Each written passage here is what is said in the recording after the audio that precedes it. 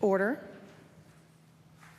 The Subcommittee on Supply will come to order. It is now 3:46 p.m. The subcommittee is meeting to consider the estimates for the Department of Natural Resources and Renewables, as outlined in E16.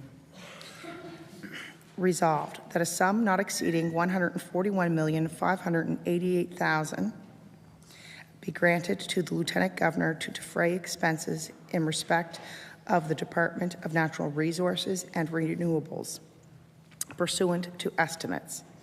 I will now invite the Minister of Natural Resources and Renewables to make opening comments up to an hour, and if they wish, to introduce their staff to the committee. The Honourable Minister of Natural Resources and Renewables. Thank you very much, Madam Chair, and welcome everybody. And just before I do get started, I want to recognize my Deputy, Karen Gation, here with me as well today, and our finance person, Mike O'Brien, and some staff that are in behind me as well that we may draw on to get the updated information that everybody may ask through these questions. So it's an honor and privilege to join you here today, giving an overview of our priorities for the Natural Resources and Renewables Department.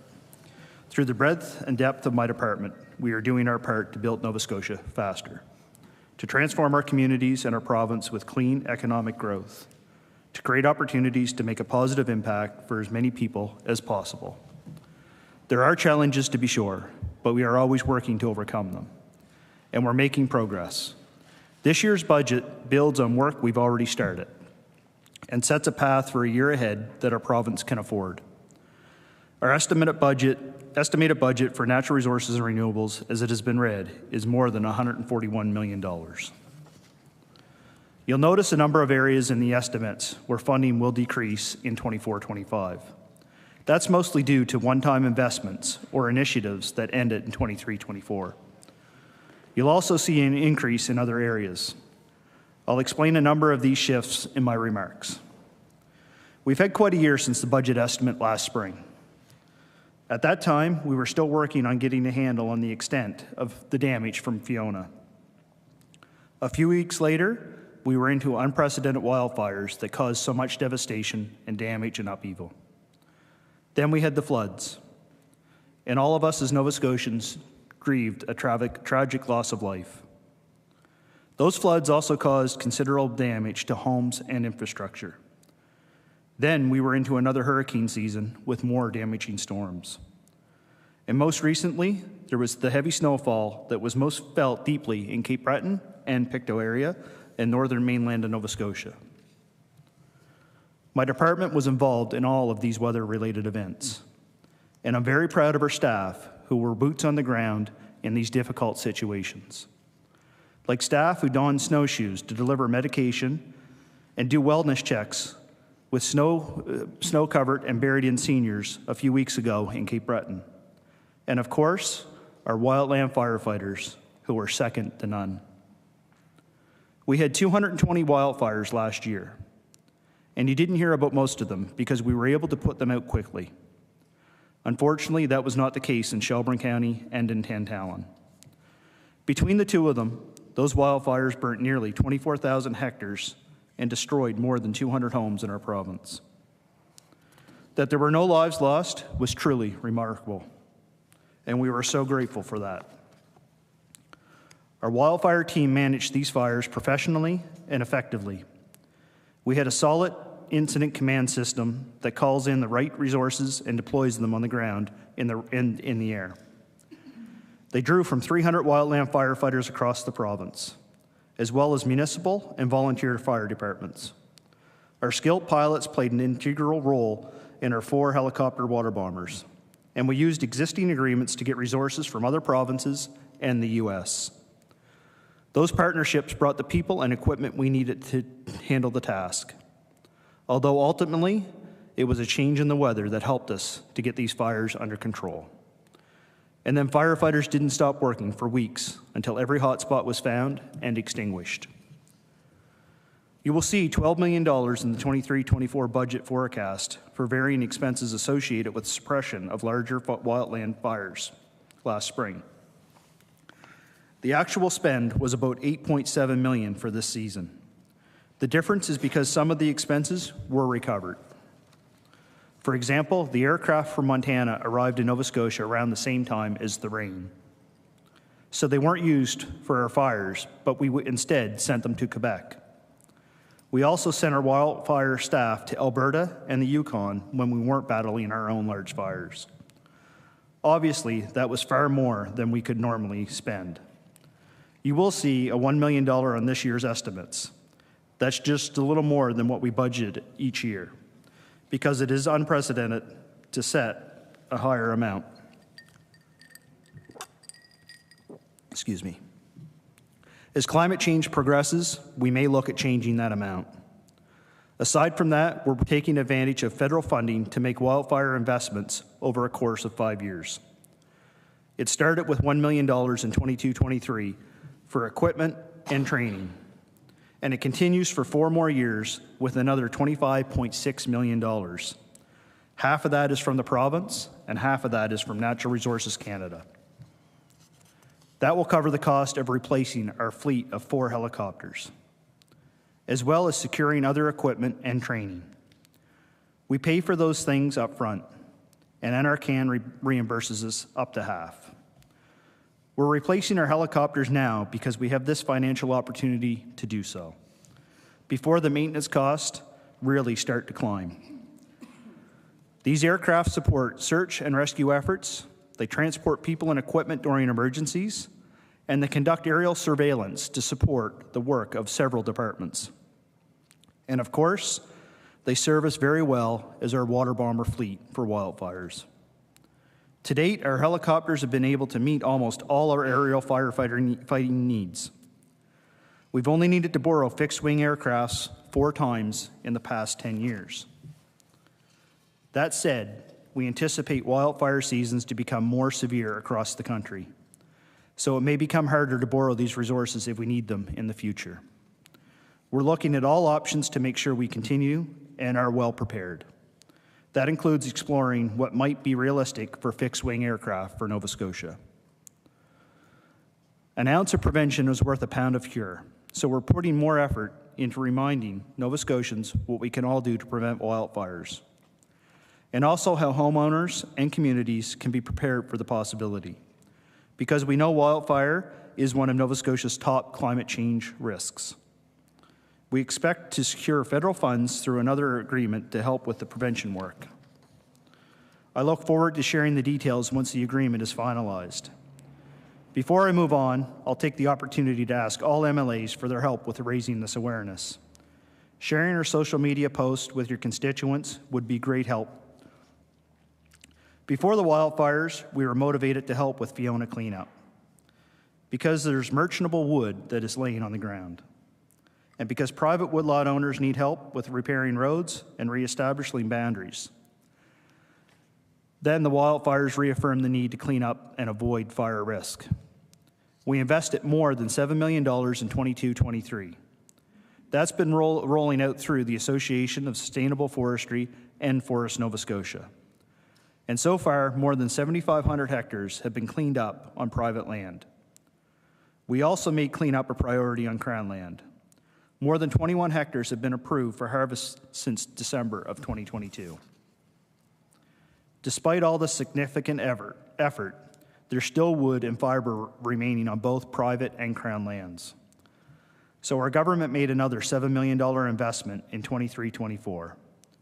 Again, this was through Association for Sustainable Forestry. We're asking them to develop and manage the funding program to spur more cleanup. That's because several organizations have suggested different initiatives. So we're giving the sector an opportunity to consider ideas and develop their programs. I have confidence that they have knowledge and expertise and will lead this initiative. And I look forward to seeing the outcome. Last year, we were able to make a couple of one-time investments in silviculture. Our aim was to set the forestry industry up for success. One of them helped licensees adapt to ecological forestry practices that are required in the mixed-use zone of the triad model. This is the zone where lighter touch practices are used. It covers about 55% of Crown land. While that was a one-time investment, we have an additional $1.75 million in 24-25. and we plan to stay at that level for the following 2 years, and then shift to a little over 800,000 in 27-28. So that's more than $6 million over the next 4 years. This money will help us continue to implement the recommendations from the Independent Review on Forestry Practices. It will fund research that supports healthy forests and wildlife, as well as our work on species at risk. It will help with the tree improvement. It will help with the adaptive management. All of these will help us advancing the transition to an ecological forestry. Another one-time investment last year was made a permanent shift in the schedule of silviculture funding. Woodlot owners need to know the amount of funding available earlier than when the spring budget is typically passed in the legislature. Having certainty about funding amounts earlier means they can do their job planning earlier and avoid losing valuable time in the woods in the spring. So effectively, we doubled up the silviculture funding for 22-23 to make this shift. And starting in 23-24 budget, the budgeted funding became dedicated to work in the subsequent fiscal year. All of this support helps our forestry industry continue its role as a supplier of quality timber products that we all use every day, and also as a key contributor to our provincial economy, providing jobs in rural communities and all around the province. There's no question that the past number of years have been challenging, but the people in this industry have been steadfast partners throughout the transition to ecological forestry. And with the foundations now in place, they're telling me that they're starting to see the fruits of our combined labors. That's good for our economy, and it's also good for our environment. The shift to ecological forestry supports a healthy forest. That's a priority for our government, because we need healthy forests for carbon capture and biodiversity. Our forests provide habitat for all kinds of species, and we're doing the work to support healthy ecosystems for that, especially those that are at risk. We do this work in collaboration with many partners. For example, every year we distribute more than $200,000 from the Habitat Conservation Fund for projects around the province. These projects focus on research, education, and land acquisition to help conserve wildlife and habitat. We expect the Canadian-Nova Scotia Nature Agreement will be a big help with protection and conservation, as well as recovery of species at risk and their habitats. The agreement brings $28.5 million in federal funding. It will help us meet our goal of protecting 20% of our land and water mass by 2030. We anticipate it will help us acquire more land for protection. About 35% of our triad model of ecological forestry is dedicated to conservation. My department contributes to that through our careful management of Crown lands.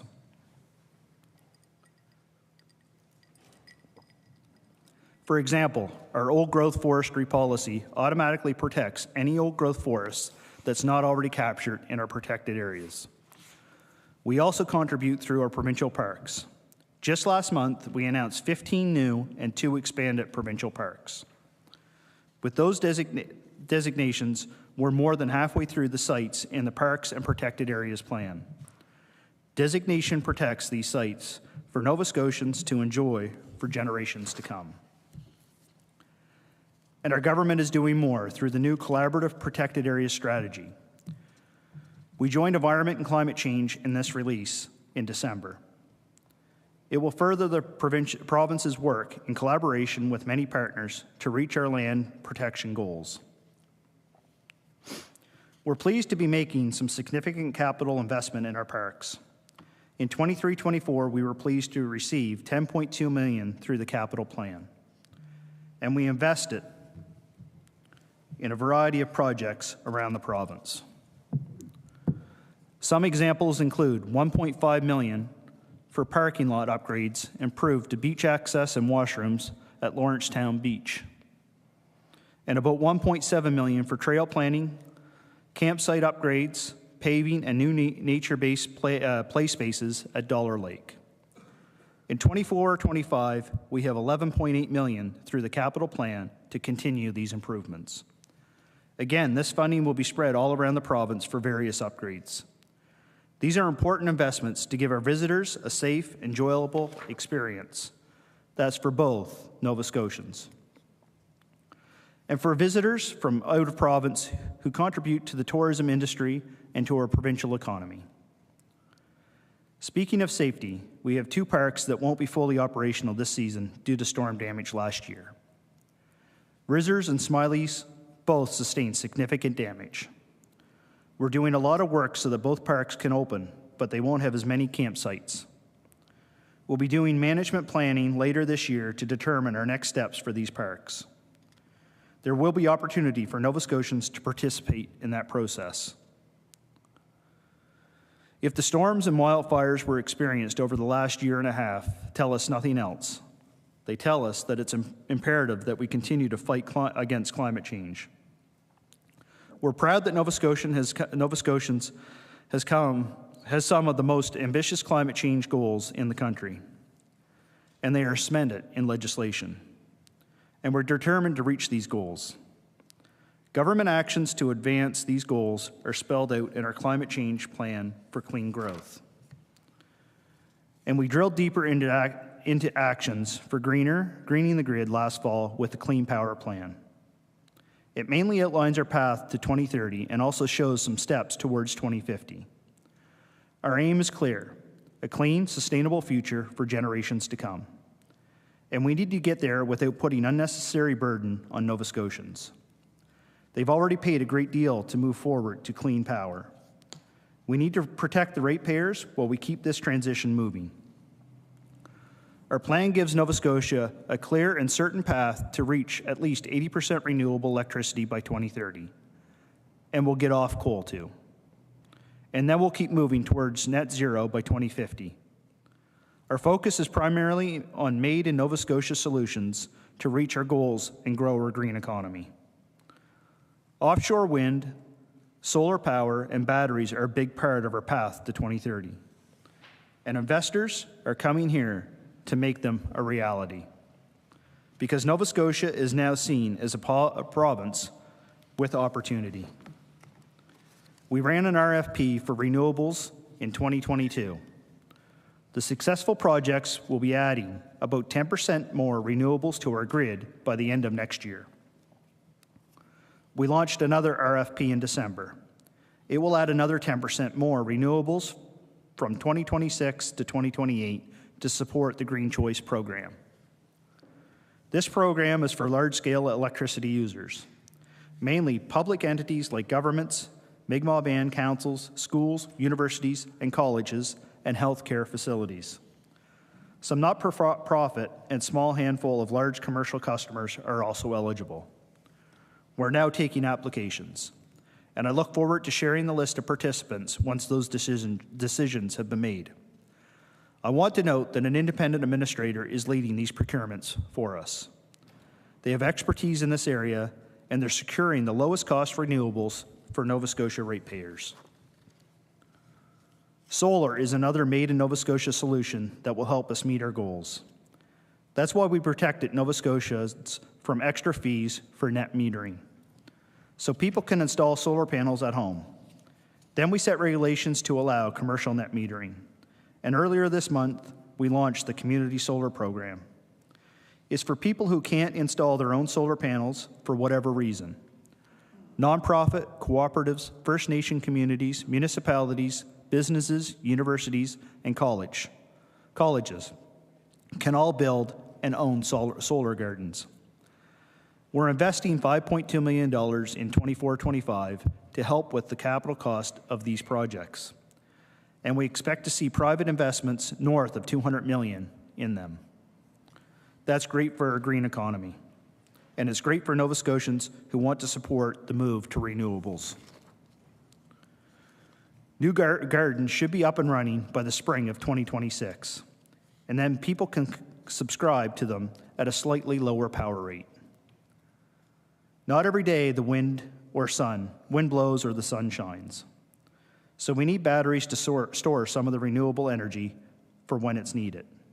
They're an important part of our clean power plan. That's why we approved Nova Scotia Power to build 3 battery projects around the province. They're doing that with the support of the Canadian Infrastructure Bank and in partnership with 13 Mi'kmaq communities. They aim to have the first site operational next year. Another important part of the plan is the intertie with New Brunswick that has been discussed ever since the early 2000s. The recent outage is a prime example of how that is a vital project. We are advancing the project to strengthen this connection and making this discussion a reality. We need to manage the renewables and boost reliability, and it could eventually become part of the modified loop in the future. In fact, it could even help Nova Scotia become a net exporter of renewable electricity from offshore wind. And that brings me to the incredible opportunity we have with offshore wind. Nova Scotia's offshore wind is among the best in the world. That's why we set a goal of offering license for 5 gigawatts of offshore wind by 2030. We're planning the first call for bids next year. We want the world to know that we are open for business, not just for offshore wind, but also for green hydrogen. These sectors are tied very closely together. We anticipate high demand for renewable electricity for the green hydrogen production, so developers know they can pursue offshore wind projects at a scale that makes them worth their investment. So we're nurturing the development of both of these sectors. They are key components for our plan to reach net zero by 2050.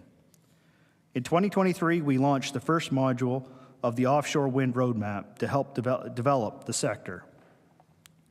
We're building the roadmap in partnership with interested parties, and we're also listening to them through the regional assessments for offshore wind. We're going to get this right. We need to get this right. We're going to make Nova Scotia a world leader in offshore wind, with a solid regulatory framework and an approach that doesn't pit one sector against the other. We're also poised to be a world leader in the production of green hydrogen. That's why we launched the Green Hydrogen Action Plan in December. Through this plan, we're continuing our work with business and communities to take advantage of this unique opportunity. It's going to help us and our global partners fight climate change. It's going to help us and our global, I'm not going to repeat myself. It's going to help us grow our green economy, and it's going to bring benefits to Nova Scotians for generations to come. Offshore wind, green hydrogen, and other renewables are still pretty new industries for our province, and people want to know more about how they'll be developed. That's why we're investing $1.5 million in 24-25 to support public engagement and increased awareness about renewable energy opportunities. We'll be sharing more of this information as the work advances. While some green hydrogen will be exported, some will also be used here in Nova Scotia. We see opportunity in places like heavy industry and manufacturing where it's hard to move off fossil fuels quickly.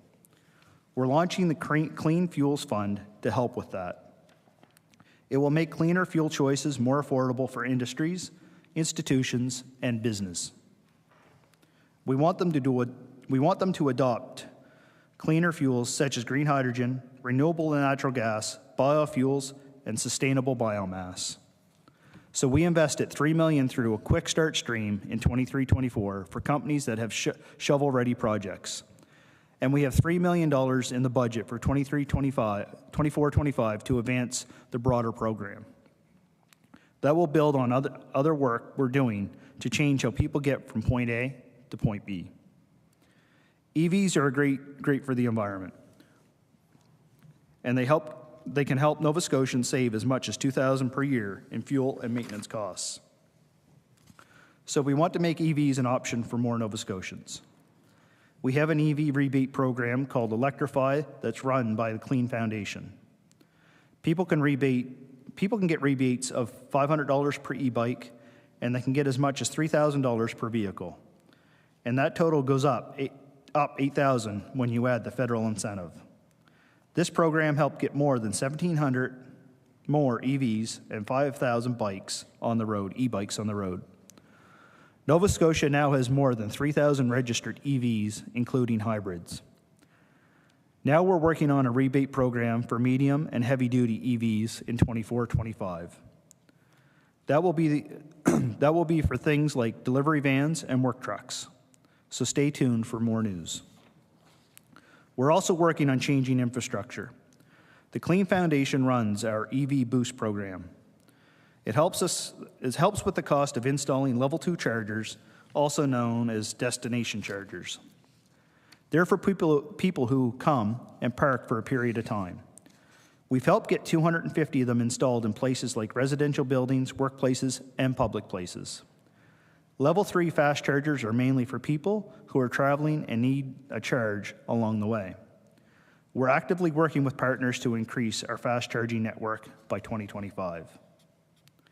EVs, wind turbines, batteries, and other technologies that we need to reach our climate change goals depend on critical minerals. We also need them for healthcare, food production, and more. And we have many of these minerals here in Nova Scotia, such as lithium, graphite, and copper.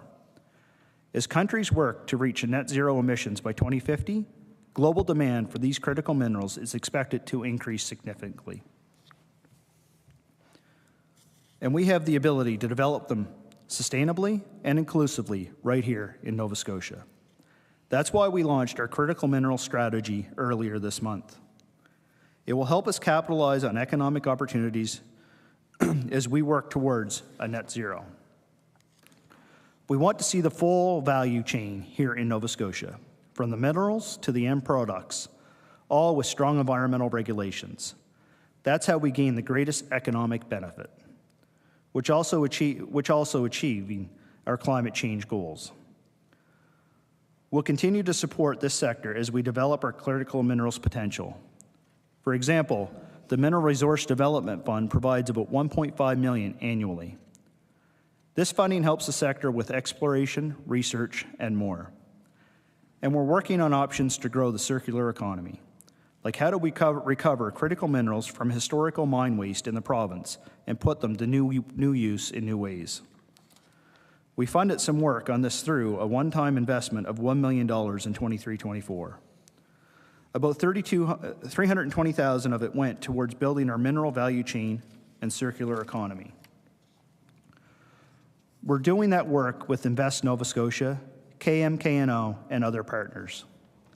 And nearly $500,000 went into activities to help raise awareness about radon testing.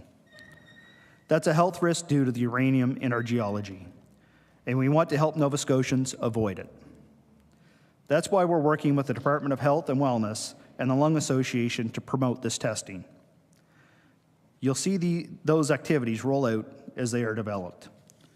And there, excuse me, and there are still test kits in libraries that people can borrow, and also in some MLA offices. While we work together towards our climate change goals, protecting the ratepayers in Nova Scotia continues to be a top priority. We need to make this shift without adding unnecessary burden, and we know that people need help with the cost of living. We're listening to what Nova Scotians are saying about the pressures, and we're helping improve quality of life through the energy efficiency programs we support. They're delivered by Efficiency Nova Scotia. Since we came into government, we've invested more than $250 million in these programs. That leveraged millions more in federal dollars. You'll see an increase in the 24-25 budget related to the federal home heating oil heating program. Say that 5 times. But it doesn't reflect any change in the total investment from that program. It just accommodates some shifts in when the federal money is flowing. Our combined investments continue to roll out through the programs. They give free upgrades to low-income households, including free heat pumps. They give bigger rebates to middle-income households, and they give rebates to higher-income households. There's actually something in these programs for everyone, and I encourage Nova Scotians to contact Efficiency Nova Scotia and find the right option for them. Ultimately, our move to clean energy is good for the ratepayers. It means we'll no longer be at the mercy of the volatile global market at the cost of fossil fuels, and we'll be benefiting from made in Nova Scotia solutions in many ways. the lower greenhouse gas emissions, they're the lowest cost options for ratepayers right now. And they also grow our green economy all around the province. That's why we have ambitious legislated climate change goals. That's why we have the Clean Power Plan. That's why we're transforming the electricity system with our legislation. All of this work is in the best interest of our ratepayers. Before I finish, I want to take a brief moment to shine a light in the fantastic work communities are doing to fight climate change. They're leading the wide variety of initiatives from one end of this province to the other. When you add up everything they're doing, their power to affect real change is tremendous, and we support that work in a number of ways. In 23-24, we invested $3 million through the Clean Energy Fund. That money went into a wide variety of projects to help us reach our climate change goals. And we have the same amount for 23-25. This money stems from the Climate Plan for Clean Growth. So it flows from environment and climate change to my department for investing in projects. And we distribute it through the Low Carbon Communities Program and through strategic projects. We also team with federal, municipal, and First Nation partners to support community projects through the Investing in Canada Infrastructure Program. For example, just last week, Minister of Finance announced about $4.7 million from the province for an active transportation network in Inverness. The federal and municipal contributions brought the total to $14 million.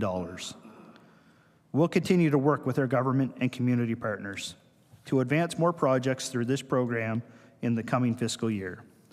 And I want to give a nod to the folks in my backyard who are championing geothermal. It already heats some buildings in Spring Hill, and we provided $80,000 in 2022 for a study to advance its full potential in the area. That work is ongoing, and I can't wait to see and learn more. It could be a foundation of more opportunities in different parts of the province in the future. I've been talking for a while, and yet this is just the tip of the iceberg for all the good things my department is advancing for Nova Scotians. Everything we do is centered on building a clean, healthy economy. From protecting and managing Nova Scotia's natural resources in a sustainable way to moving a clean, renewable energy future. We're doing our part to build our province so that all Nova Scotians can live in a vibrant, healthy, sustainable communities and have the best chance to achieving their full potential. The budget of 2024-25 is keeping us on a path for successful, sustainable growth. And with that, I'll end my remarks and take a drink of water. Thank you, Minister. According to the practices that has been developed in this legislature, excuse me, I'm a little tongue-tied today. According to the practice that has developed in this legislature, the opposition caucuses takes turns asking questions for approximately 1 hour each. During a caucus's turn, the members within a caucus may take turns examining the minister on the estimate resolution. Only the minister may answer questions. Caucuses are also expected to share time fairly with the independent member. I will make one other note before I begin examination, that there is 2 staff allowed at the table. There is no passing of notes, but you can transfer staff if you need to. To begin the examination, I now recognize the official opposition. I recognize the honourable member for Fairview Clayton Park. Thank you, Madam Chair, and thank you to the Minister for his opening remarks, and welcome to our Department of Natural Resources and Renewable staff. I appreciate all the hard work that you've put in to be here today and to help support your Minister. Minister, I'm going to start off talking about or questioning you about some funding programs. So recently the federal government announced changes to the Canada Greener Homes program that will reduce the program's eligibility. So how is the department planning to do more to encourage Nova Scotians to make energy efficiency upgrades to their homes, especially considering the unique home energy needs for Nova Scotians compared to the rest of Canada?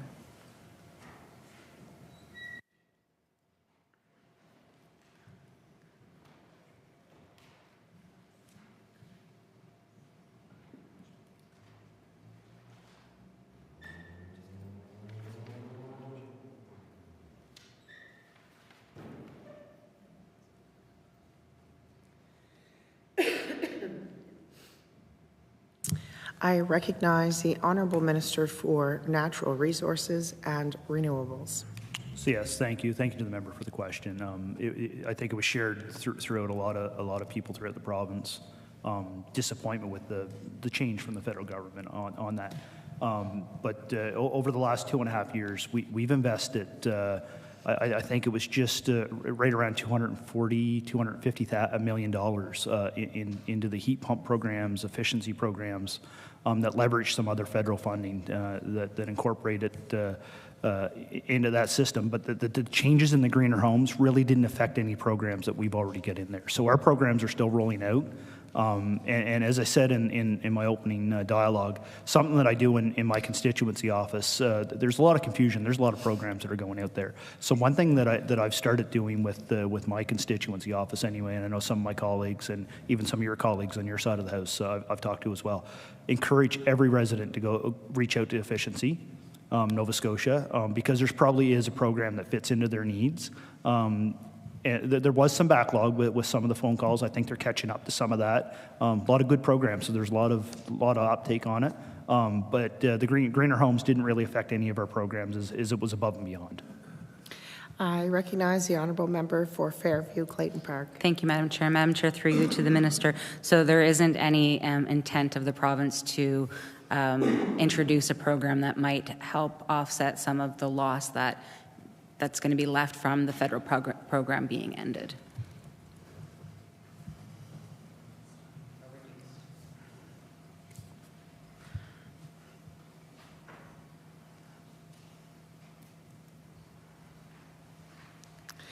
I recognize the Honourable Minister for Natural Resources and Renewables. Yeah, no, thank you for the question. What I will say is my federal counterpart, Minister Wilkinson, and I have a great relationship. We certainly have an open line of communications, agree on a lot of things, disagree on some things, but we do have a very good working relationship. I think before we sort of go too quick on initiating another program, there is a federal budget coming down in about 2 weeks, I think. So I'm taking the notice from my own pocketbook. Stay tuned for the next 2 weeks to see what might be in that NRCAM budget that I can communicate with Minister Wilkinson on, and how can we make the best benefit for all Nova Scotians. I recognize the Honourable Member for Fairview Clayton Park. Thank you, Madam Chair, and thank you to the Minister for that answer. The department has announced this year that they're planning to spend $5.2 million in 2024-25 to help with the capital costs of building community solar gardens, something that I know is of interest in my riding in particular. I'm curious, how many community solar gardens does the department expect to be able to build with that funding?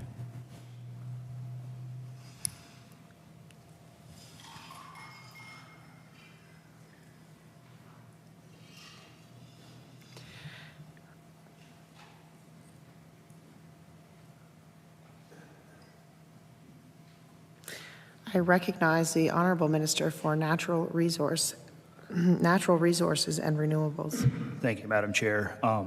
So quickly, as many as possible, I think is the sort of answer I want to give. But realistically, there's a big interest in this program, if I could inform the member of that. So our $5.2 million will be spread as far as we can. It will depend on the uptake from the sector, though, of what we can build. But I can tell you there's a huge interest in this from the stakeholders involved right now. I know there was a lot of praise when this was sort of finally announced, if you will.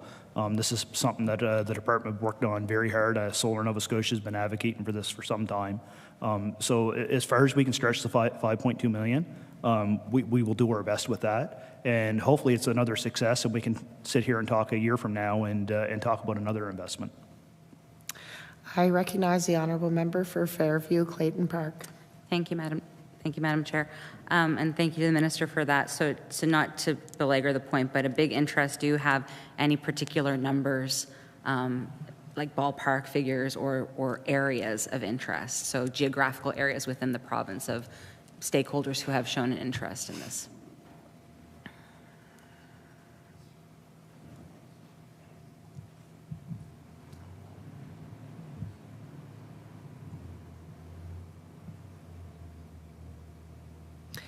I recognize the Honourable Minister of Natural Resources and Renewables. Thank you, Madam Chair. So to be official, not an official number as of yet, we know there's interest. So we want to be able to invest the money right. So as this gets built out, there are a couple solar gardens within the province now. But as we build this new program out, we want to make sure that we do get it right. So we want to see interest throughout the whole province, to be quite frank. But realistically, there's a lot of people that want to have advantage of renewable energy that don't necessarily have the property that they can put solar panels on. People that live in apartment buildings in HRM, or having said that, people that are living in a town core such as Liverpool, let's say, that may not have the ability for the sunshine to come in. So this is going to be an opportunity for everyone, and I just have to correct something. But I believe that you could live in Liverpool and buy into a solar garden in Antigonish. There's no, yeah, there's subscription to it. So it's not going to, if the solar garden were in Oxford, your residents wouldn't be eliminated from buying into that solar garden, if you will. So really, where the solar garden is not going to impact any Nova Scotian. If they have the opportunity to buy in, it's going to be open for them. I hope that answers your concern. I recognize the Honourable Member for Fairview Clayton Park. I appreciate that, Madam Chair, and I appreciate the Minister's answer. It wasn't a concern, it was more curiosity, but that's pretty cool. That's good to know. Let's talk a little bit about the Clean Electricity Solutions Task Force. Our caucus was really glad to see that the report submitted last month already has action taken on it, that the first recommendation has been done in this session. I'm curious if the Minister or his staff have any sort of a timeline on the remaining recommendations from that task force. I recognize the Honourable Minister of Natural Resources and Renewables. I would like to say it as soon as possible. I think we all share that in the legislature. Realistically, the task force, as they were doing the work, certainly there was communication back with my department staff. So we the last few months of it, the last few weeks, if you will, we sort of had an idea what was coming. And we knew that option number one, or recommendation number one, not option number one, sorry. Recommendation number one was the biggest task out of that. So we knew that we had to tackle that in order to get things going. But to say that we're in the legislature moving that legislation through the process, staff are still very hard at work in the background discussing the other recommendations. I'll utilize, just because we've talked about it on the floor of the legislature a little bit, if I remember correctly without having it in front of me, I think it was recommendation number 12 about the affordability. We already have staff looking at that option in Ontario. What are they doing in Ontario? How do the affordability programs work in Ontario so they're not impeding other ratepayers, if you will? Because if you do put a program in there, somebody does have to pay for the fuel that's utilized to create electricity. How do the programs work, and how can we make the best program work for all ratepayers in Nova Scotia? So yeah, there's a lot of time and effort put in by the members of the task force, so I certainly want to recognize and thank them for their opportunity or work on there, but also a lot of work that's taken part over the last number of months within staff. So we want to get this right, and we want to make this, I think, a long-term change in our electricity system. We need to get it right for Nova Scotians. So those other recommendations are being worked on, even though we're sitting in the legislation. There's a lot of work being done on that. I recognize the Honourable Member for Fairview Clayton Park. Thank you, Madam Chair, and thank you, Minister, for that. So is it a fair statement to make that the intention of the department is to follow through on all 12 recommendations at this point?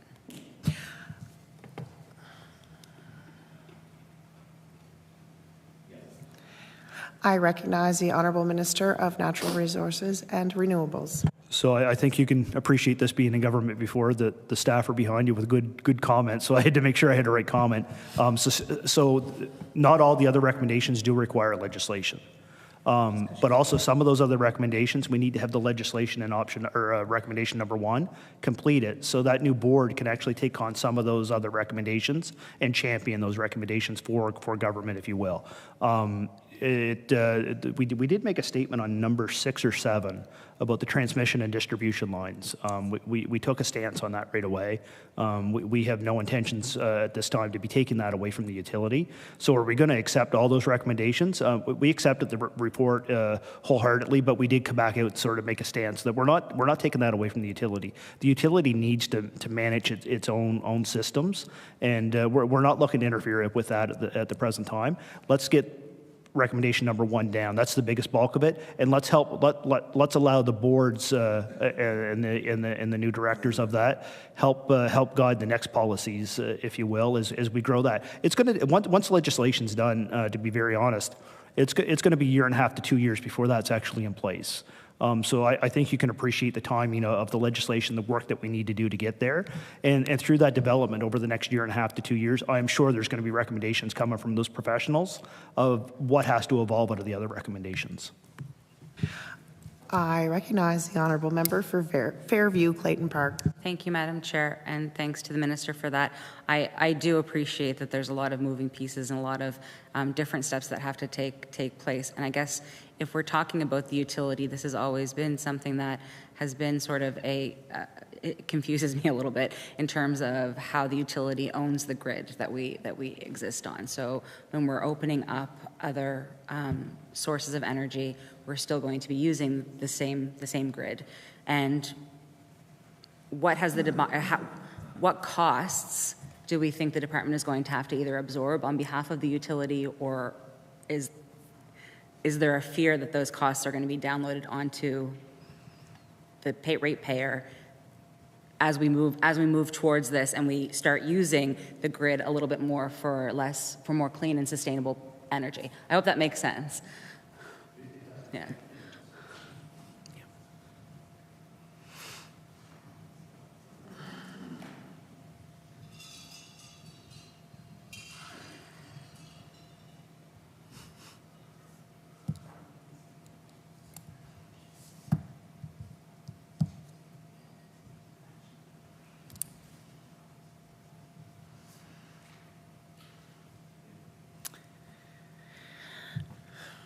I recognize the Honourable Minister of Natural Resources and Renewables. Thank you, Madam Chair. Don't get flustered because it doesn't make sense. I come from the electrical world, and some of the things are still confusing. But if I could just take a second, and I'm not trying to eat your time up, but if you think about our power poles and our distribution system, transmission system, Nova Scotia Power will be responsible for that. But the electricity flowing through it will be the responsibility of the independent operator. And the independent operator is already funded through the rate base and the power rates. And actually, the new independent operator will be not for profit, so there won't have to be a profit driven there. So it's already being paid out of there. There will be some transitional cost as that's moved over and things. But I guess one thing I will say is Nova Scotia Power has been very cooperative in these communications, and I believe, I don't want to speak for Nova Scotia Power. I don't have their press release in front of me, but said that they were going to walk hand in hand with government, if you will, through these transitions and further. But they will own the system, but this independent operator will decide where the power is coming from, and then sort of push it through those lines and transmissions. But it's already being paid for through the rate base. So and new infrastructure that would go on to the system, Nova Scotia Power or the utilities would all have to apply to the UARB or the new board, as that would be. But the other thing, the bonus, what we have here in Nova Scotia, if you look at the windmill projects that are coming, there's actually no cost to the ratepayers to install these, because these are stakeholders and investors that are coming to Nova Scotia to put onshore wind, if you will, at a very cheap cost for ratepayers. Right now, I think the RFP that's out was 5-cent kilowatt hours. It's the cheapest form of power that we have in Nova Scotia right now. The sooner we can get more of that onto the system and stop relying on the fossil fuels that are 10-cent, 12-cent kilowatt hours, the better off all ratepayers are going to be straight across the province. I recognize the Honourable Member for Fairview, Clayton Park. Thank you, Madam Chair. And another sort of technical question, under this new reality of the independent boards, when it comes to upgrades to the system, who would be responsible for that? I recognize the Honourable Minister of Natural Resources and Renewables. So, yeah, thank you. So that would still be as it is now. The utility will be responsible for the maintenance and the upgrades and any certain, I can't remember what the rule is, and I don't know if you know, but there's a certain avenue there where it actually has to go to the board for application for installations. But the maintenance, the pole replacement, the vegetation maintenance, that will still be the responsibility of the utility. And they garner their return on the power bills. I recognize the Honourable Member for Fairview Clayton Park. Thanks. The department has stated a goal of ensuring that Nova Scotians generate 80% of their power using renewable energy by 2030. I'm curious, through you, Madam Chair, if the Minister can update us on what percentage of our power is currently generated using renewable energy.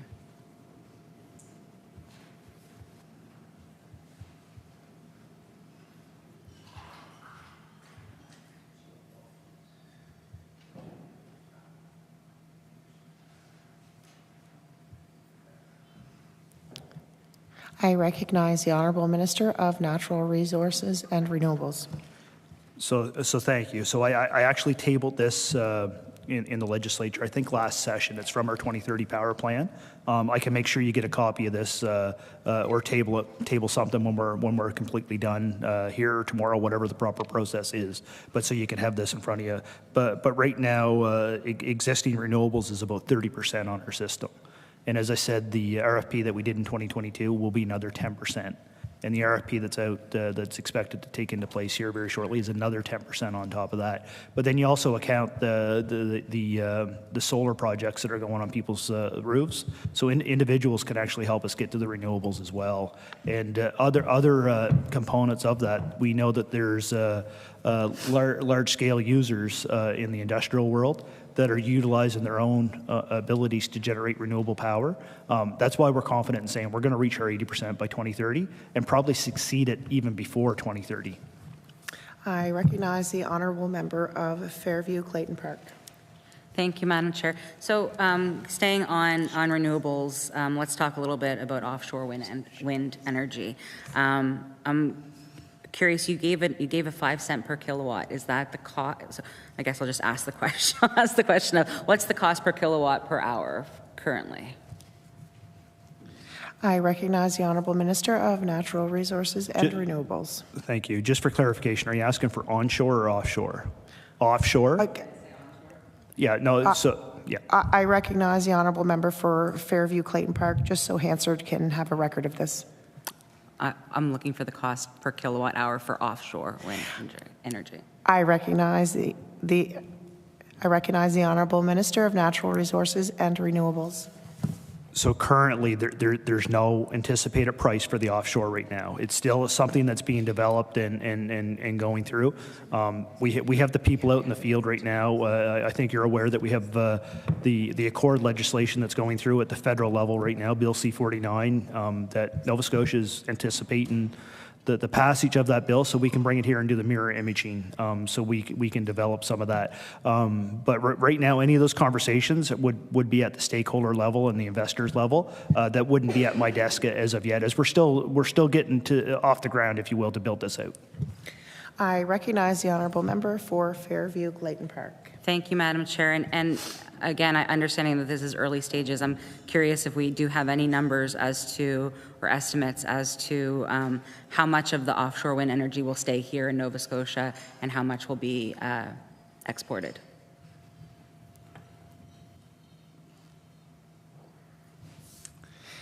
I recognize the Honourable Minister of Natural Resources and Renewables. Thank you very much. So the quick answer is as much as we need, we will keep here. Also, offshore will be also influencing our green hydrogen projects as well. But having said that, here's the opportunity where Nova Scotians at. The export model will help make it affordable for the domestic use as well.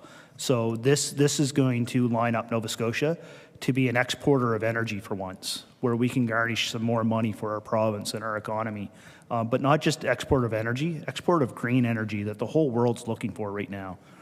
We are in the sort of in the sights of many jurisdictions around the world because of our offshore winds, but also our onshore winds and our potential with the Bay of Fundy tides. And if we can harness that and capture that in a safe, meaningful way, imagine what we can do with our province of Nova Scotia. There's a huge opportunity here for our province, for our generations to come. And I know there's still people that ask questions, but you look at any other industry when it started to be built. I use John Bragg as an example in my backyard, and I worked for John Bragg. But when he initiated the idea of freezing blueberries and shipping them all over the world, how many people do you think sort of grinned and laughed at him? You're not going to be able to do that. And look at where John Bragg's at now. It has to start somewhere. And I'm looking at it and looking at how many jurisdictions from around the world are looking at us, looking at Atlantic Canada, but mainly in Nova Scotia for this opportunity. Just imagine the economic growth that we can have by utilizing this opportunity offshore, but also exporting it to benefit our generations to come. Just for clarity, you can table the document today, which then it would be tabled as a document of subcommittee, but you can also table it tomorrow as well. And you can table it tomorrow, so I just would like. I recognize the honourable member for Fairview Clayton Park. Thank you, Madam Chair. Thank you, Minister. I'm very familiar with the Fundy turbine and very excited to see where that goes, where that technology goes, and when. And very confident that one day we'll be able to harness that energy and turn it into something great. And I appreciate that maybe my question, the question that I'm going to ask is unfair because everything is new. But I guess one concern that I do have, and I've looked to other provinces where this has happened, is that the pull for an economic win in terms of exporting will come at the detriment to the actual access to it for the province. And so, again, I know that it's all early stages and nothing is set in stone. Is that something that your department is looking at in terms of finding the right balance so that we are making sure that Nova Scotians are benefiting from our natural resource and it's not just going to be purely motivated by an economic, exporting mechanism?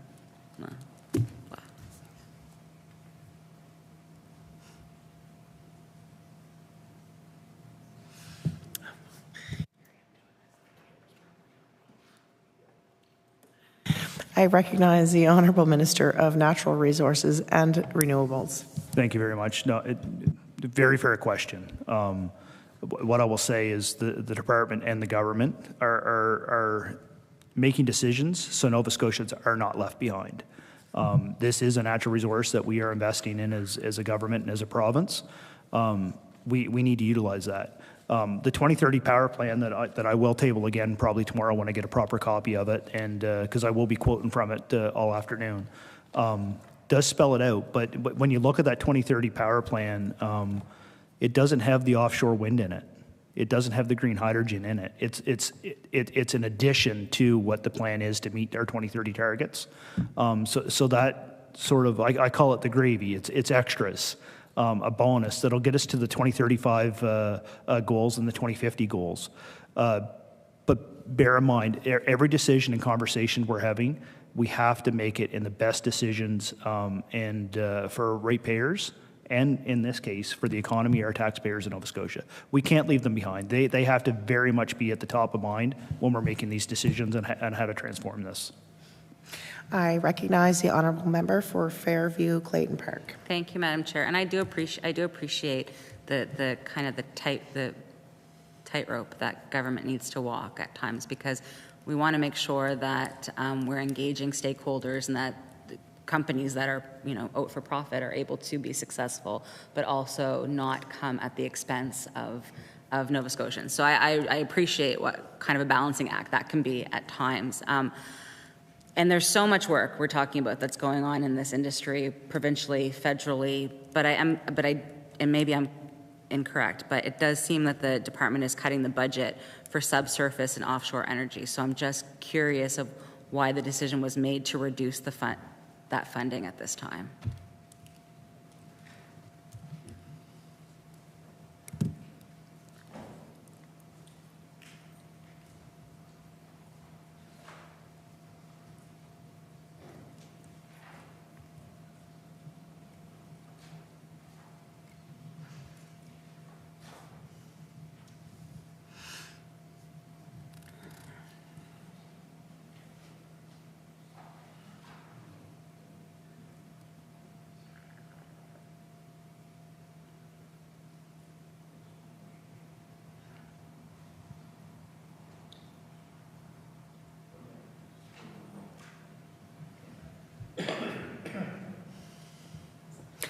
I recognize the Honourable Minister of Natural Resources and Renewables. So thank you very much. So offshore actually fell under that division last year, and the offshore study that we did to get us where we're at today, that was a one-time investment last year to get us to where we're at today. I recognize the Honourable Member for Fairview Clayton Park. Thank you, Madam Chair. Thank you, the Minister. Let's talk about population growth. And again, I'm always like, trying to think a few steps ahead of where we're currently at, which isn't always very practical when you're drinking water from a fire hose. Is that the saying, right? But we're set that for the population to increase. We're on that trajectory. So I'm just curious if there are any specific actions that your department is taking to ensure that Nova Scotians can access clean energy, like not just those who are living here now, but as the population increases.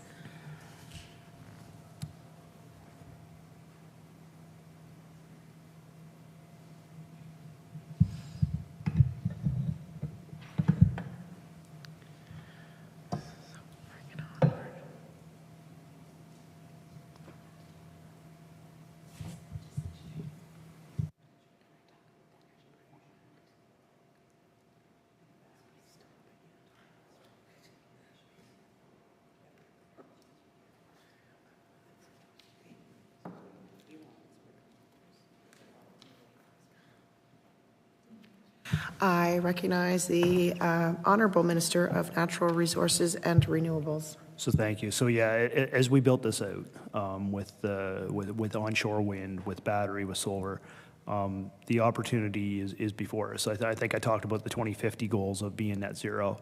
So every Nova Scotian coming here can have access to renewable energy. By 2050, our plan is that it'll all be renewable energy, if you will.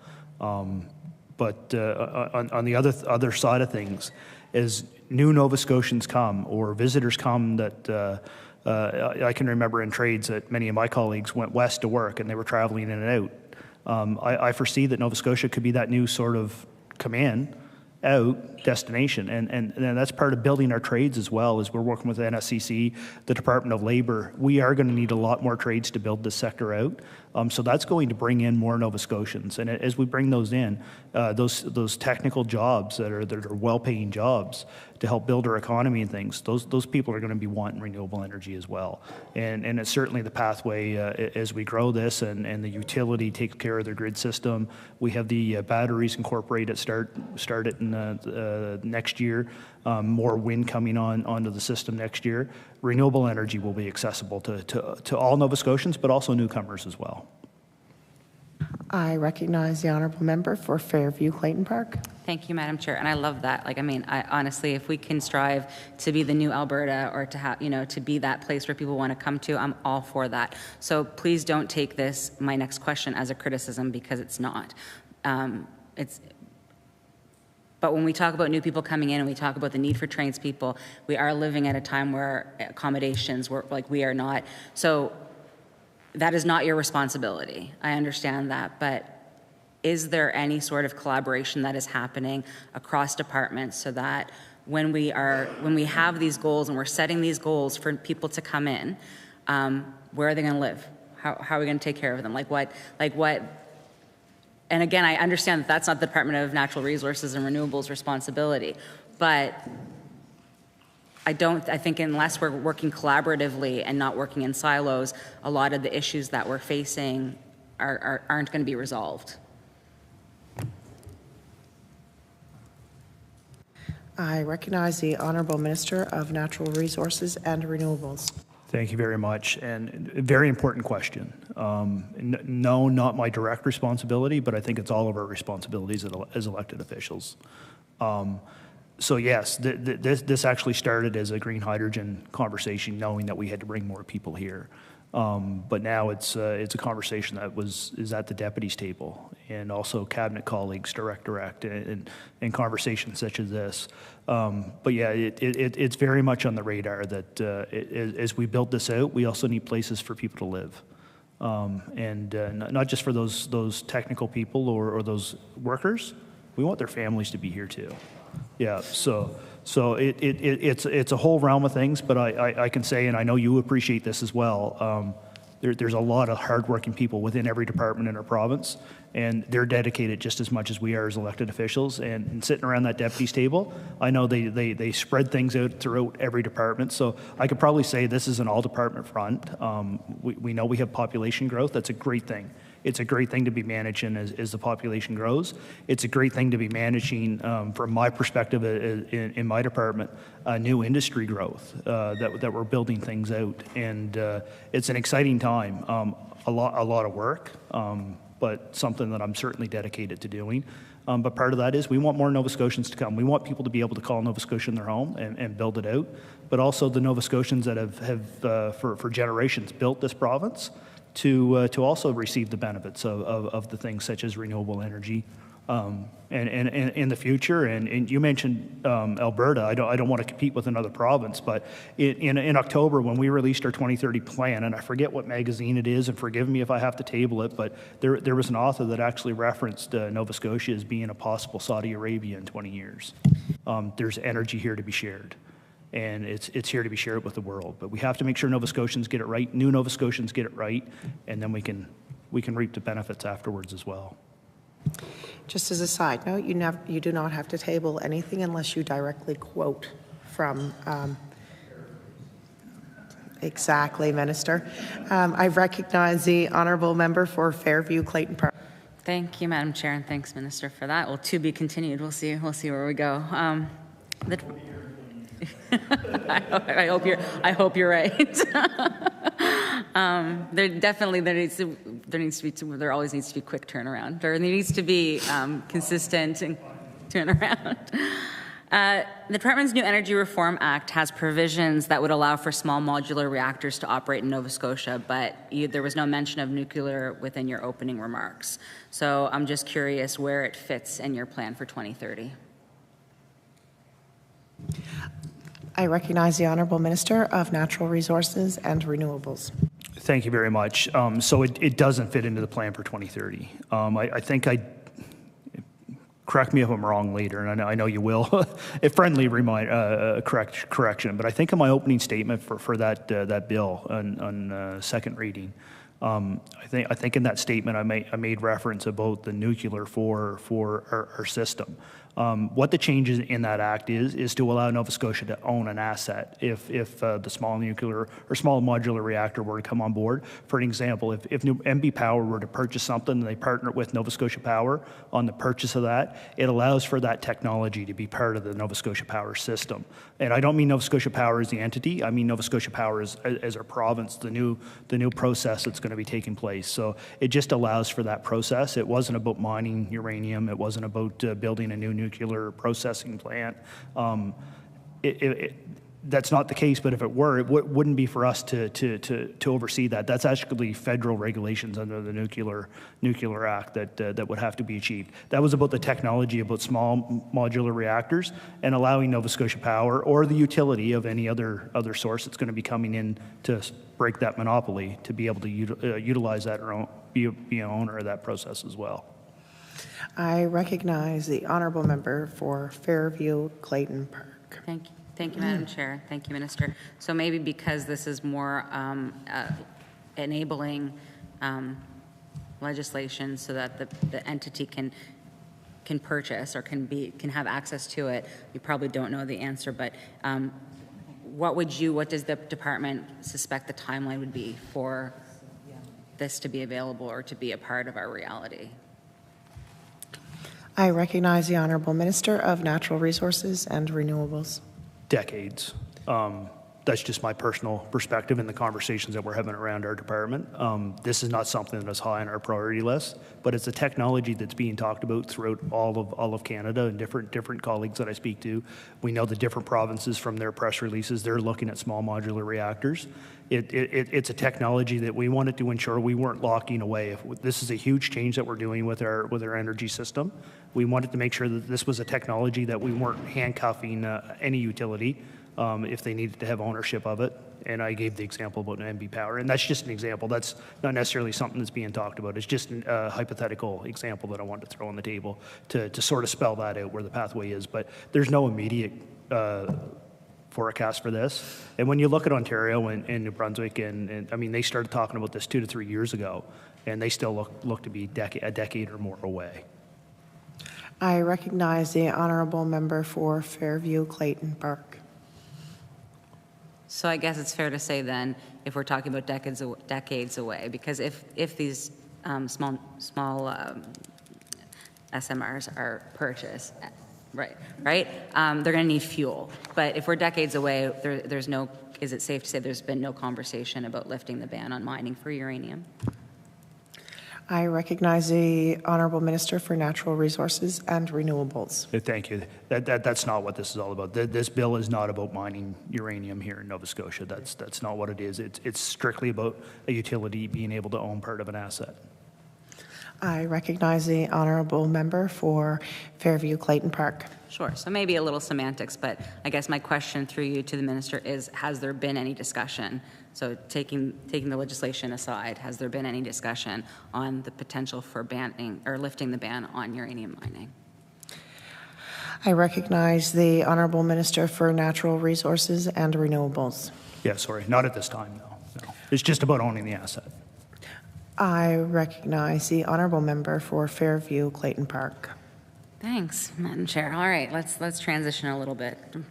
So the department's business plan states that it's continuing to support Nova Scotia's climate plan implementation, including assessment of geological hazards, for example, coastal erosion, and our changing climate. So I'm curious, does the minister believe that the department's ability to prevent coastal erosion will be hampered by the decision of the government to scrap the Coastal Protection Act?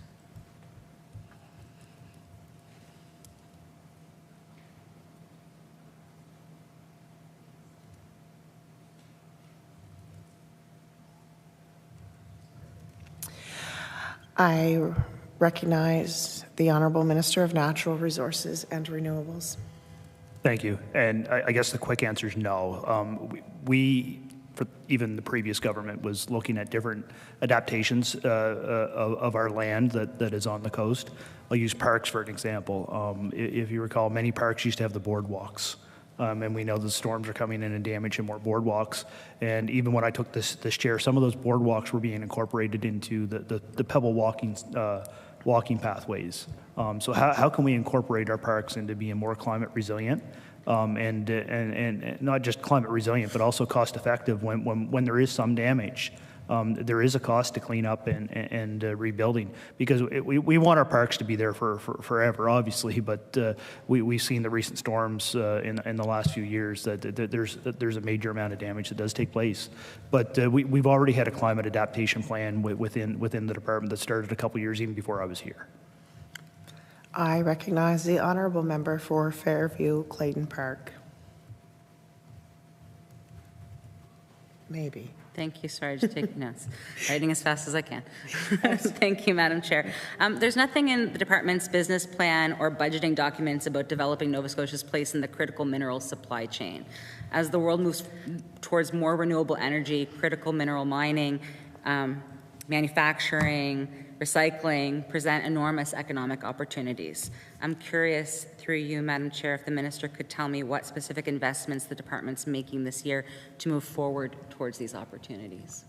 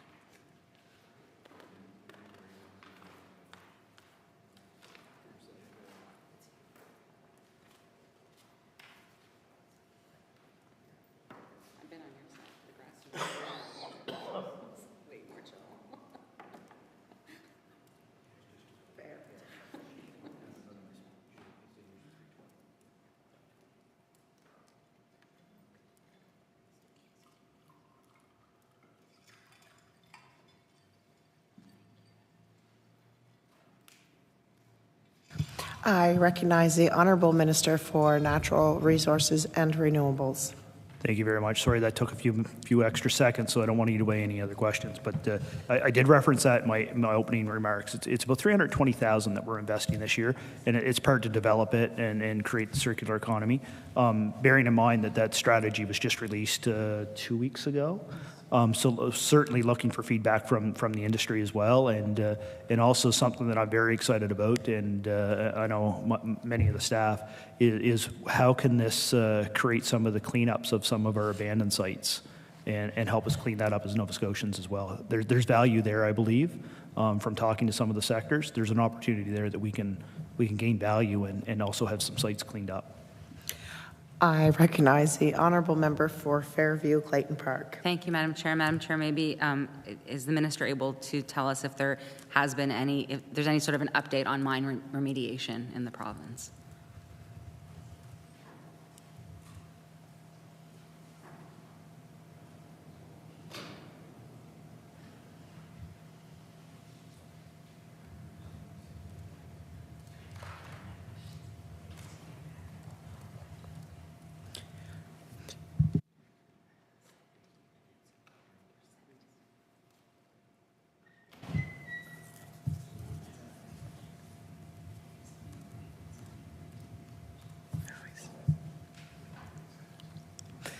I recognize the honourable minister for Natural Resources and Renewables. Thank you. I don't know if the member had a specific site they want to talk about, but in general, for all the sites, there is a liability that's on the books. It's been on the books for a little bit. Currently, it's sitting at $118 million. But as projects do get done and remediation does take place, that value starts to decrease. So at $118 million, I wish we could do it all today, tomorrow, the next day, but quite frankly, it does take some time. And some remediation is just posted signage and monitoring systems. Others, it's quite more extensive. But at those more extensive things, that's where I'm energetic about learning more about how can we use this new process, and is there critical minerals that we can be extracting from that. And I think by your motions, I think we share the same idea. I recognize the honourable member for Fairview Clayton Park. Thank you, Madam Chair. Yes, we do, through you to the minister. We were just talking about the amazing parks. Like, we have incredible provincial parks in Nova Scotia, and so the department's work in running those parks. Last year, the government declared that wetlands of special significance would only be designated if there may be a species at risk present in the wetland, or if the wetland is already a part of a protected area. My question through you to the minister is, does the minister not think that the government should invest to preserve wetlands unless a species is at risk? Like, shouldn't we be investing in them, protecting them all?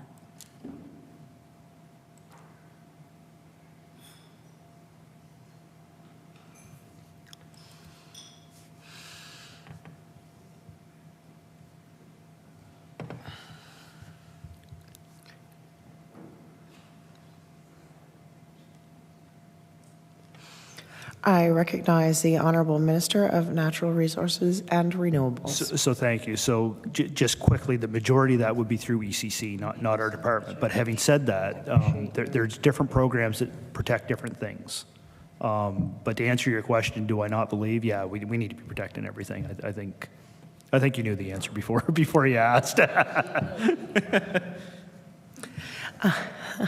I recognize the honourable member for Fairview Clayton Park. Thank you, Madam Chair. We need to be a little spicy every once in a while. We've got to make sure everybody's still awake during estimates. Madam Chair, the department's business plan indicates that they're working to develop a co-management agreement for the harvesting of moose in Cape Breton with the Mi'kmaq of Nova Scotia. Could the minister give us an update on how that process is going?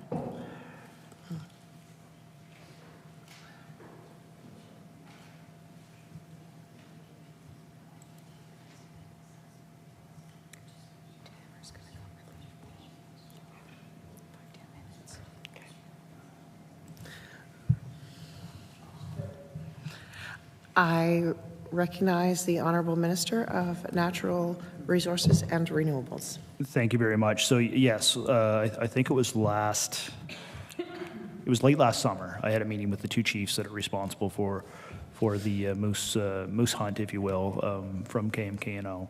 So great meeting. We shared in the assessment that was last year. I think what I can say is both the First Nations and government are concerned about the population in Cape Breton. But having said that, they're ongoing conversations. A great meeting we had last summer, and certainly look to have further conversations with my counterparts there as well. I recognize the honourable member for Fairview Clayton Park.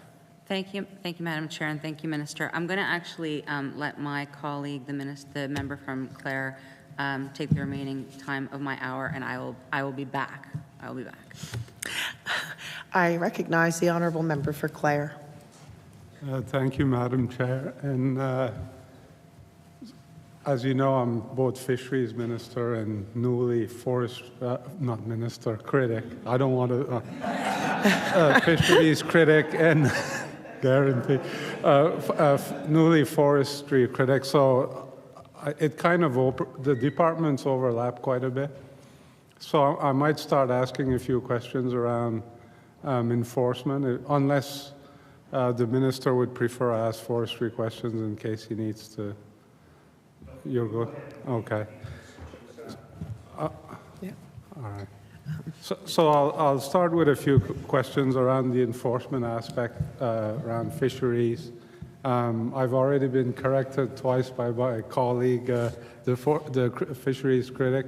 So I want to try to get a better picture of what enforcement looks like. So I don't know if the minister could provide the number of enforcement officers and how they're, across, like it was mentioned earlier today, there's 8 for Southwest Nova for that area, but across the province, what does it look like?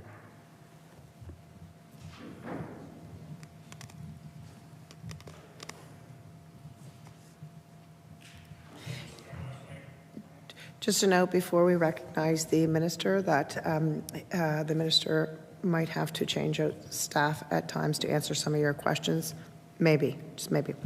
I recognize the Honourable Minister of Natural Resources and Renewables. Thank you very much. Yes, it's 8 in your area, if you will. 54 all across the province.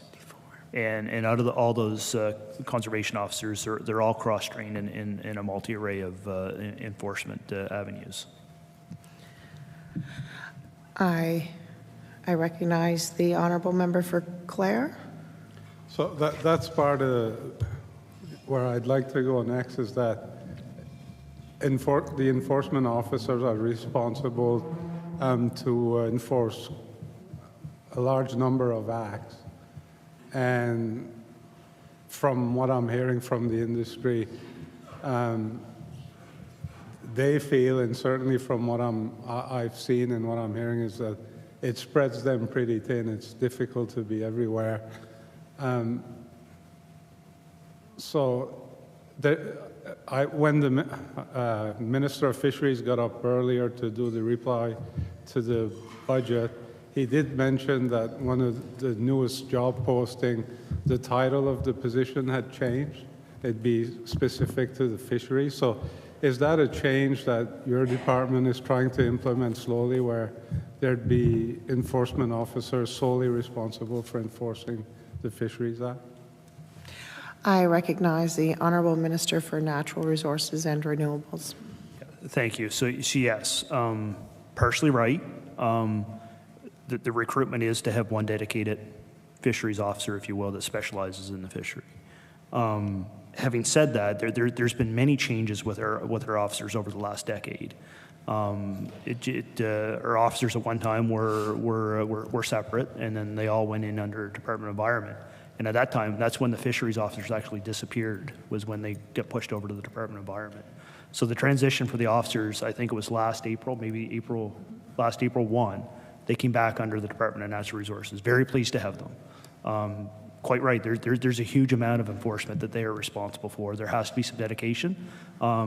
Quite frankly, we can't snap our fingers and rebuild it overnight. When they did disappear, I think it was 2014 or 15 when they all went under the Department of Environment. I might be wrong on that year, but as we started to build these out, quite right. We need to have some specialization. We're getting this one officer off the ground right now.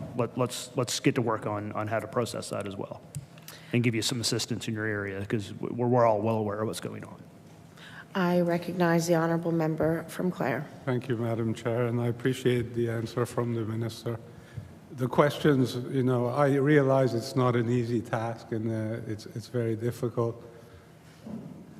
But at the same time, the industry, that's every single person or organization you talk to, they're raising the concern around enforcement and access to enforcement, where it'd be rather proactive rather than reactive, where you'd have enforcement officers out in the field actually maybe, I don't know if they'd be auditing those buyers or at least show a presence, where now mostly it's complaint based, and you can correct me, the Minister can correct me if I got that wrong, but how long do you think that transition will take, and when does the Minister believe there'll be an improvement, a visible improvement, so that fisheries organizations and fishers will actually see a difference? Thank you so much. Of course.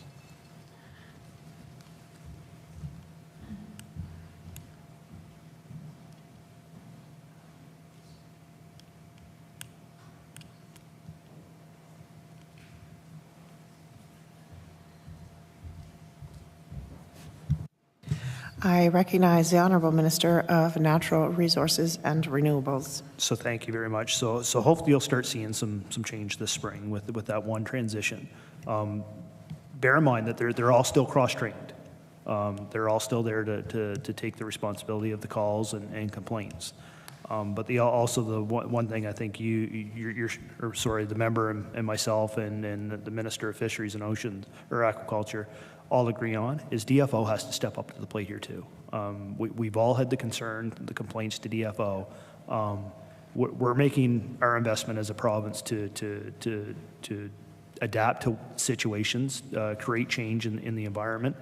DFO has to step up to the plate here as well, and that's a pretty bold statement, but I know my colleague at our Provincial Fisheries Department is having those conversations with his federal counterpart as well, and I know that the member has reached out as well. I recognize the Honourable Member for Clare. Thank you, Madam Chair, and again, I appreciate the Minister's comments. I think across the province, we all agree that, you know, DFO has to step up and take a greater responsibility for you know, the illegal fishing and enforce the laws of Canada, essentially, that they have on the books. And I don't raise these points to be political. I mean, for rural Nova Scotia, this really matters. And, you know, when I go home on the weekends, these are the questions I get. So I just try to really bring across the point that it is important, and the quicker it can be done, the better, realizing that these things take time. I mean, so any change is good change, so I'll leave it at that. I wanted to really push that part. Maybe I'll raise a question still in my fisheries critic role on offshore wind. So when the original offshore wind roadmap came out, I believe there was a section or a line in there that discussed putting offshore wind in bays, so Bucktail Bay, St. Mary's Bay. But the last time I did look at that document, that line had been removed. And I'd appreciate if the Minister would maybe comment a little bit on why that was in there, and I appreciate that it's not in there, so it's not a criticism, but how you came to that decision to remove it, and if that's completely off the table. I recognize the Honourable Minister for Natural Resources and Renewables with a note that there is 4.5 minutes remaining in the time. Okay, so thank you. This is a very important question. It was in there. There was interest from different key players of bays. So it was put into the roadmap. But in conjunction with the release of that roadmap, there was also the regional assessments had started. And one of the things that we were hearing from different sectors is let's not get carried away here.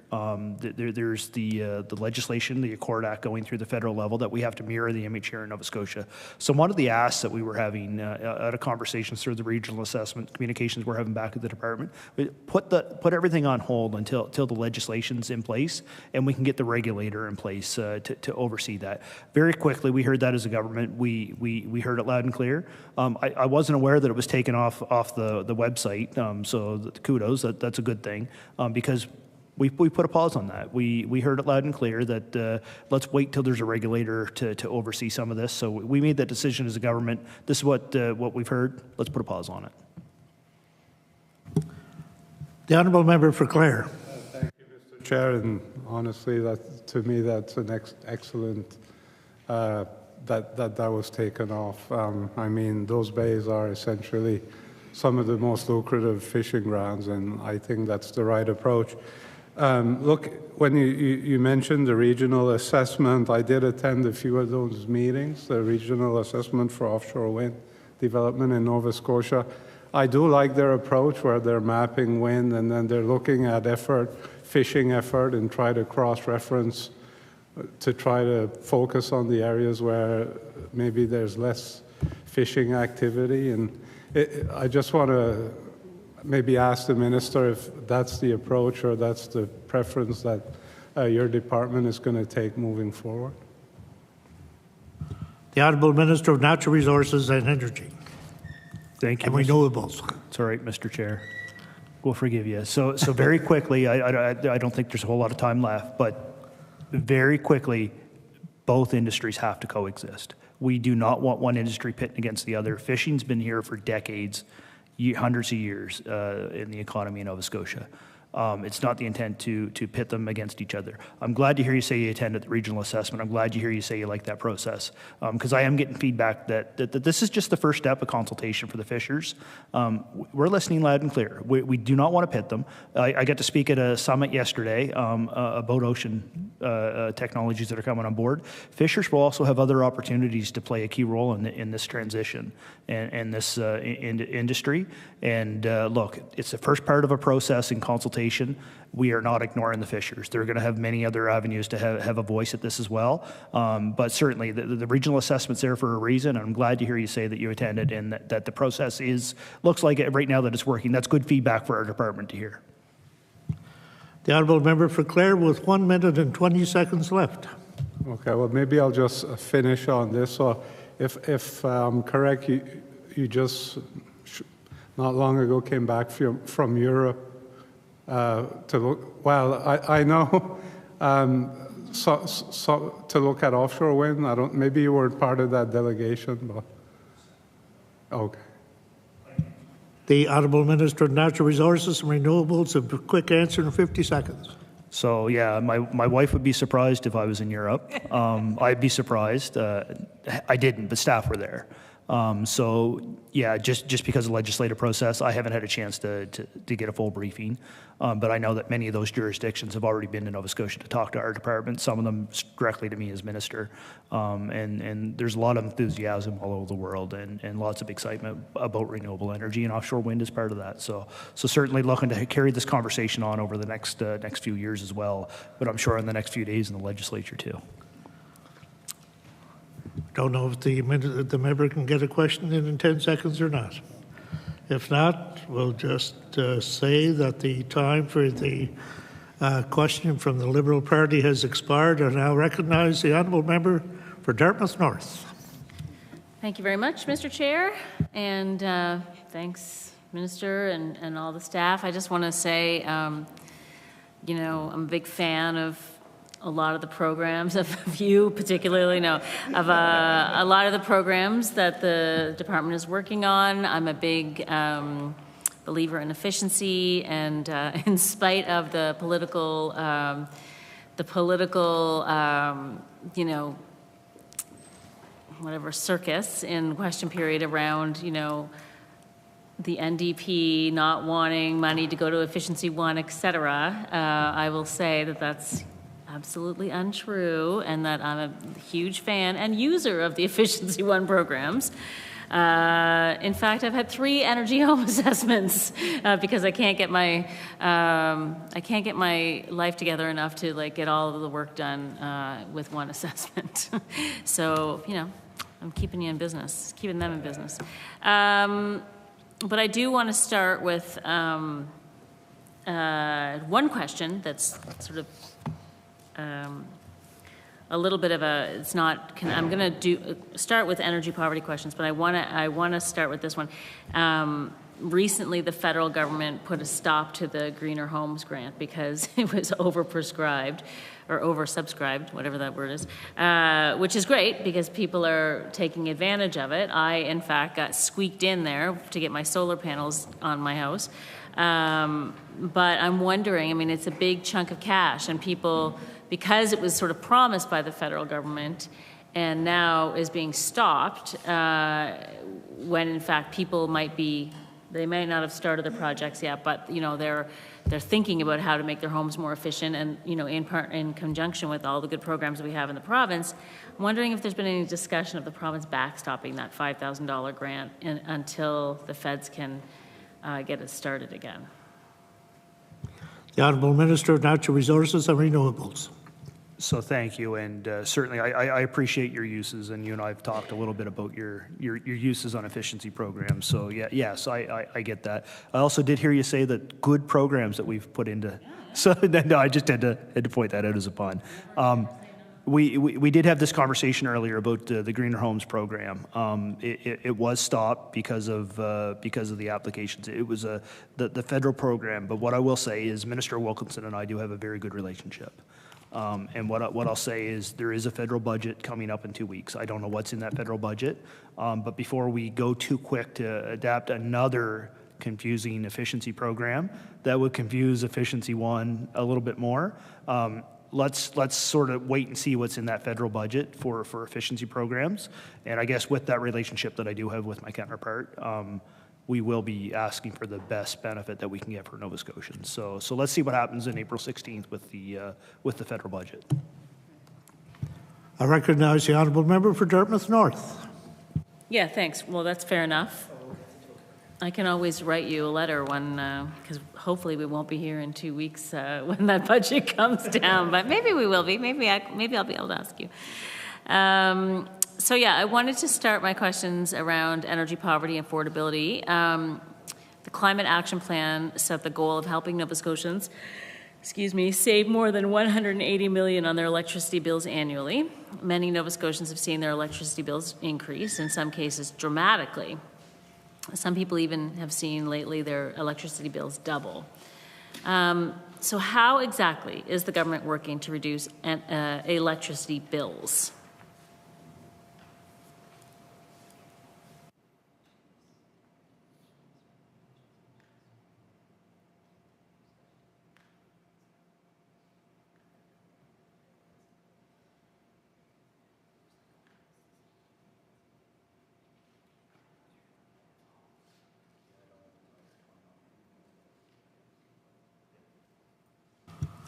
The Honourable Minister of Natural Resources and Renewables.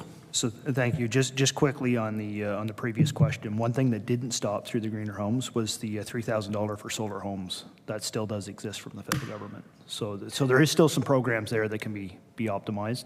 And something that I missed saying, just take the opportunity as well that I shared with the Liberals, was something that I've adapted in my constituency office. I'm directing everybody to go to Efficiency One. There's so many programs out there. There's probably something for everybody. So I'm sort of asking people, like, reach out, and Efficiency One people will actually work with you to get you into the right programs that need it to be.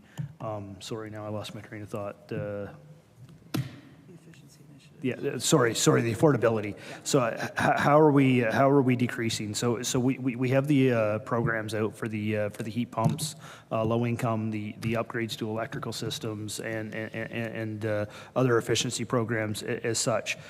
These are all programs to reduce the energy costs of all ratepayers. I know some personal examples, but I'll use a more personal example. I was on oil in 2015. I switched over to a heat pump, and for 2 years solely a heat pump. The heat pump at the time, just 2015, it was about $2,500 to install. And in the first year, I actually stopped using oil completely at a $3,200 to $3,800, depending on what the energy cost was or the oil usage was for that winter. So initially, I got the repay back in 1 year. Now, that's just one example. That may be a perfect example, but I guess my point is with the infusion of these programs to get the heat pump programs, the insulation updates, the new window programs, different programs that we've invested in with Efficiency One. It may not see some usage, the number of electricity bills, but if you're going over to a heat pump to switch off some oil, you'll see the total energy costs come down. So there's some investments in that, and I guess I'm just using myself as a prime example. That right now I'm probably heating my house for about $1,800 for the winter, but also as we do see some warmer summers, there's also that comfort that we're seeing. That you're able to cool your home down a little bit more, so your electronics aren't suffering through those 32-degree weathers. Your refrigerator actually utilizes more electrons trying to keep up. Where your home's cooler at that, you're actually saving more energy that way too, and lowering your own power bill with decisions that you make. I recognize the honourable member for Dartmouth North. Yeah, totally. I did the same thing, although my heat pump was considerably more expensive than yours.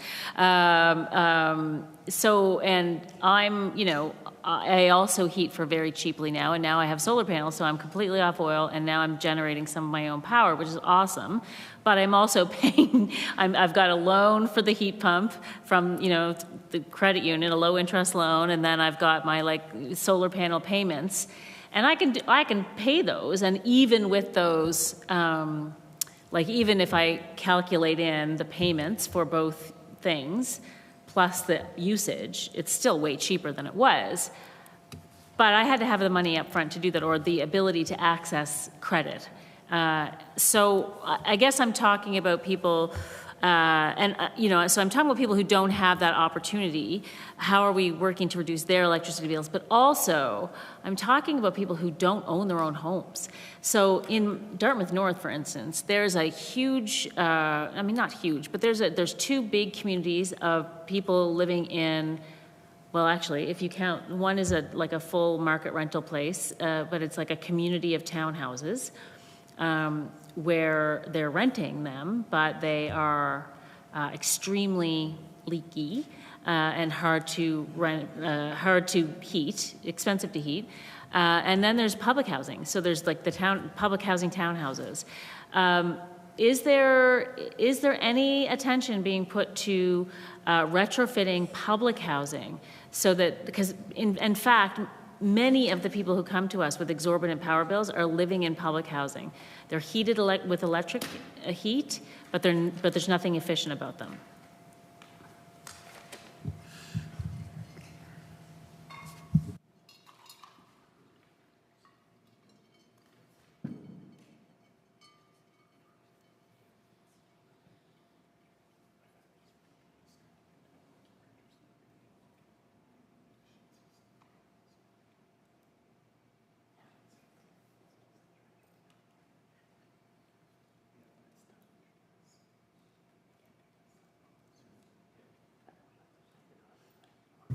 I recognize the Honourable Minister for Natural Resources and Renewables.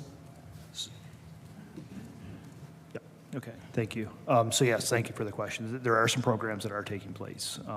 Some of them that were here when I sat in here, and we just extended them. The Mi'kmaq initiative for heat pumps in their homes, and I believe is it this calendar year or next calendar year that will be completed. And it should have every Mi'kmaq home completed that are done.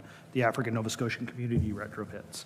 But more so, I think specifically what you're talking about for your constituency is the affordable multifamily home housing, and nonprofits can apply to programs as well. Furthermore, about the public housing, there's continuous conversations through the Minister of Municipal Affairs and Housing that there are programs that are initiated to go through there, and efficiency can walk these people through some of these applications. I recognize the honourable member for Dartmouth North. So sorry, I just want to clarify because I didn't know that. So people who live in public housing in townhouses can apply to do retrofits through Efficiency Nova Scotia? I recognize the honourable Minister of Natural Resources and So yes, if they qualify for affordable multifamily housing and nonprofits, so yes, a phone call conversation with efficiency.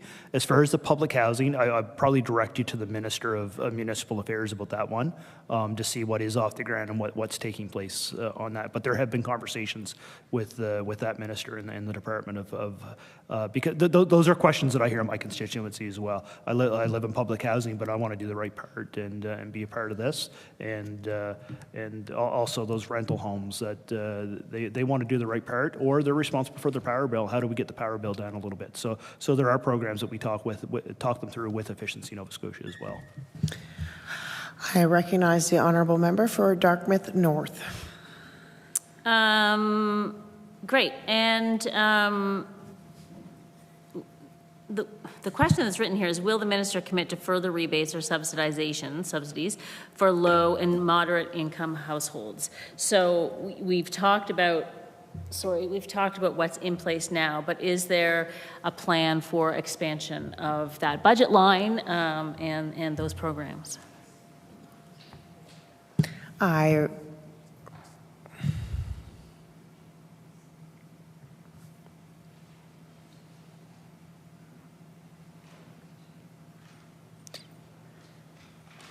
recognize the Honourable Minister of Natural Resources and Renewables. Thank you very much. I think what the minister will say is, I'm always listening, always looking to improve anything that we can put into place.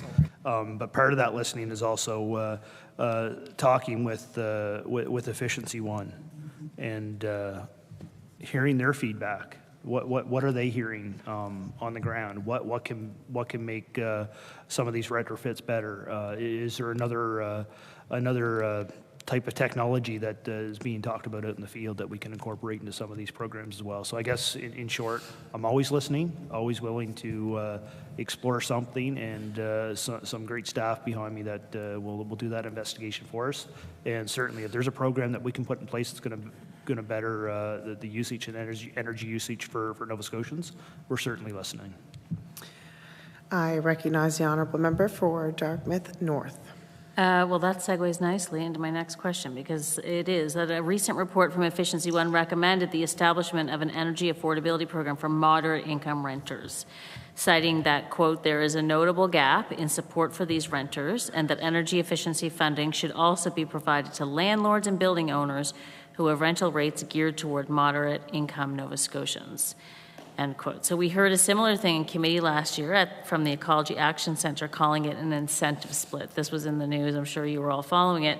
How is the department addressing this? So are you looking into energy affordability programs for renters? I know you've just mentioned the multiple housing thing, but I guess how is the issue of it being the landlords being incentivized to actually use some of those programs, because if they're not paying the bills, then they're less likely to be incentivized.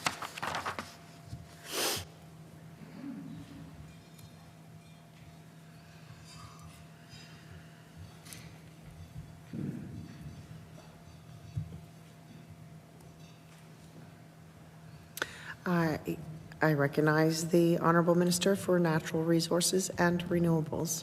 Thank you very much. So yes, part of the affordability was for the electricity anyway, as you're aware, was on that task force recommendation number 12. So that's the electric side of things. So we're looking at what their recommendation was, looking at what the program was in Ontario. How can we adapt that to better the ratepayers of Nova Scotia? As far as the renters side of things, absolutely, we're talking with efficiency very, very regularly, and affordability is something that is on the topic. And look, we do have the conversations around cabinet as well. We recognize that there's affordability, and wherever there's an avenue that we can put a program into place, we certainly will, to enhance the programs that are certainly out there already.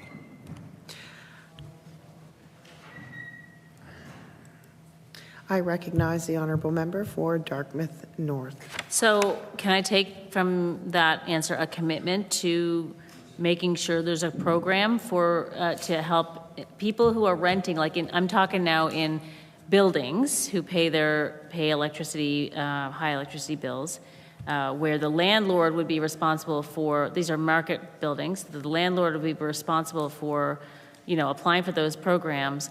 What are you doing to make sure the landlords do that they're incentivized to do that? I recognize the honourable minister for Natural Resources and Renewables. Thank you. So one of the things is we actually can't force a landlord to do something. So one of the options that are out there for the renters, and I know I've had some constituents reach out to me already about this, and that's a community solar, where they can buy into these programs. We've kickstarted that. I think it's $5.2 million that we're investing in that to take off. I know there's a lot of excitement in my area, people that do rent that want to have that to buy into that, so their power rate is actually going to go down. They're going to get a better rate on their power bill. So there's a huge excitement on that. That's part of what the conversation's going on. How can we invent more programs like this that will help those renters that don't necessarily own their own property, house or dwelling, or actually, quite frankly, own their own infrastructure, but don't necessarily have the infrastructure that's designed to adapt to the renewable energy that they can be utilizing on their own. I recognize the honourable member for Dartmouth North. Right. So yeah, I from your opening comments, I wrote down that question because I was thinking about like Highfield Park and places in my community that would be perfect, where buildings are close together and there's some empty space and that kind of thing. But so what is the deal with solar gardens, like, or that program? Like, has it started? How can I help that happen in my community?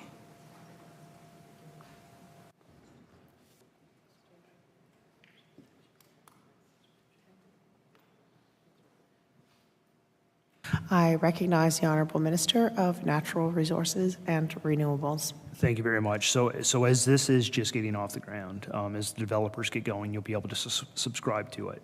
I think what I would say is this is an exciting change in the solar industry, something that I know many in my department, many in my colleagues are excited about. Sort of the guidance that you would be able to share with your constituents as this does get rolling out and how to subscribe to that. It's something that we'll certainly be sharing with every MLA office, and how for everyone. That's not proper English. Sorry, some long hours here. But yeah, how can we all promote that as an elected body and municipal government as well? How can we get that information out there so people know that it's there and know that just because they can't do it on their own rooftop that may shelter them, there is opportunity out there for them to have an ownership in here and receive the benefit of it. I recognize the honourable member for Dartmouth North. Thank you, Madam Chair. So the Energy Reform Act legislates the Energy Reform Act that's in response to the Clean Energy Task Force report, which was released this past February. One key recommendation was to address energy affordability. The Nova Scotia government should evaluate the Ontario, you just said this, and other programs to determine the Made in Nova Scotia suite of programs to help with residential electricity costs. Why did the government, you said you're looking at it, but why did the government choose not to address that recommendation in the current legislation? I recognize the honourable minister of Natural Resources and Renewables. Thank you very much. So out of the discussions with the members of the task force team, the biggest recommendation was to get recommendation number 1 off the ground to get things working. Quite frankly, the majority of the rest of the recommendations don't actually need to see legislation done.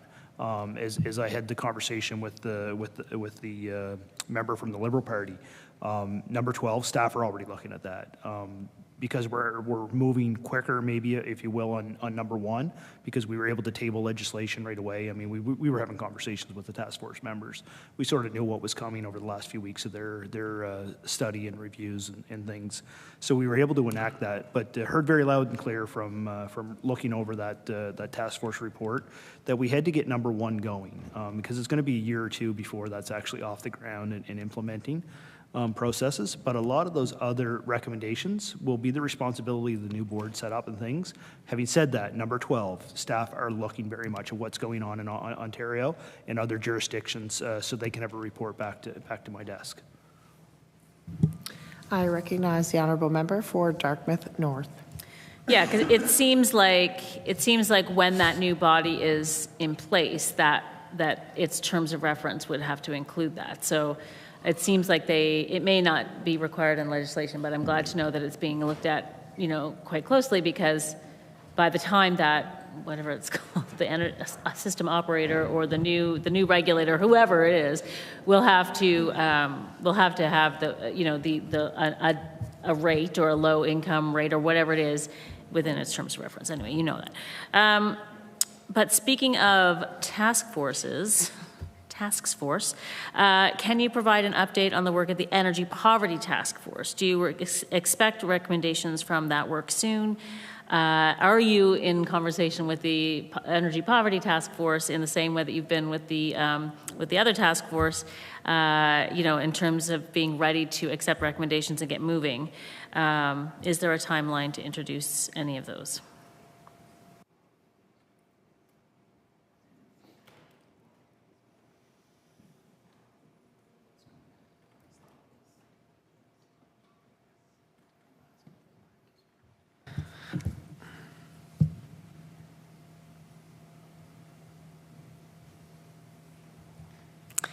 I recognize the Honourable Minister of Natural Resources and Renewables. Thank you very much. So that task force wasn't actually our task force. It was a different body that created that task force. We were a liaison sort of on that task force. I met with I think a couple members from that task force, and what I did hear from that meeting, and I saw it in media afterwards, those members were very happy with the programs that we had put out into place last year. But what I will say also is one of the members of that task force actually fed information into the Energy Task Force on recommendation number 12 and guided them into that direction. So there's sort of cross involvement, but it's that Energy Task Force or Affordability Task Force actually wasn't our task force. Oh, sorry. Add one more thing. And we actually haven't, just getting clarification, we haven't actually received the final report from them. So. I recognize the Honourable Member for Dartmouth North. So this is a question that we sort of talked about in question period today, but we know that Cape Breton households in particular are disproportionately experiencing energy poverty. And then in parts of Cape Breton, it's like just really, really bad. Eskasoni is the highest community with the highest energy poverty in the province, but it may be even one of the highest in the country. Has the minister looked into this area in particular, into why the energy poverty rate is so high in Cape Breton, and if there are special things being looked at for Cape Breton communities to affect that rate?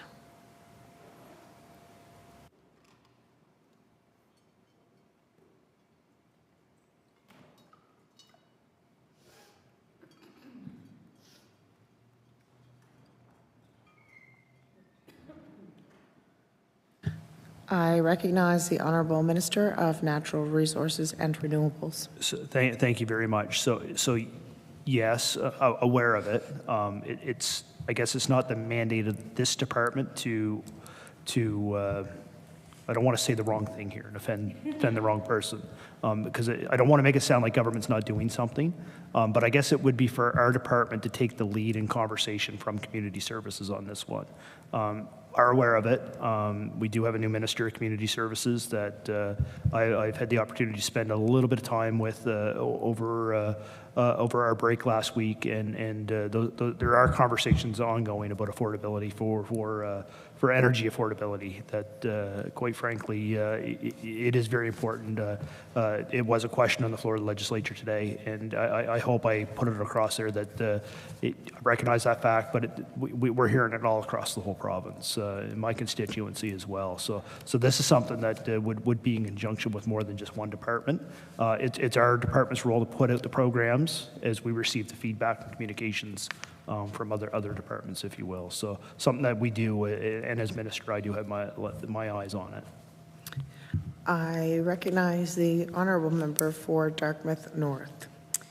Just last thing on this subject. The minister has said that the Energy Reform Act will ensure ratepayers get the lowest cost options. So does that mean that when this act gets passed, proclaimed, and set in motion, that ratepayers will see a decrease in electric bills? And if so, when will ratepayers see a reduction in their costs? I recognize the Honourable Minister of Natural Resources and Renewables. So thank you. Yeah. So as I did say during the initial second reading that we get to speak, second. This is going to be a transition over a year and a half, 2 years as we transition. And quite frankly, yes, the decisions made by that independent operator, they will have to make the decisions to select which power generation is the most affordable at the right time for the ratepayers in Nova Scotia. And I guess if I can use a hypothetical example here, if the operator has the decision to take that 5-cent kilowatt hour and distribute it through Antigonish County, or the decision to utilize 12-cent coal generation, the operator, they have to take the best option for the ratepayers at that time. That's where we need to get to. And I'm not indicating that that's not happening right now.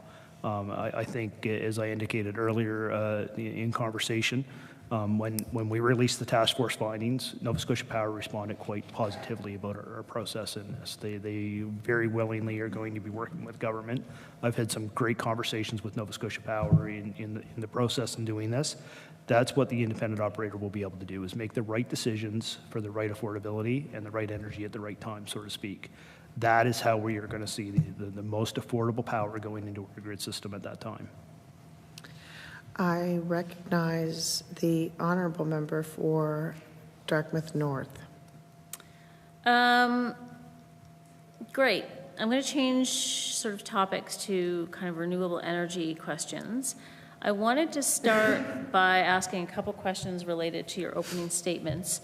The minister mentioned that there had been 2 RFPs for renewable energy.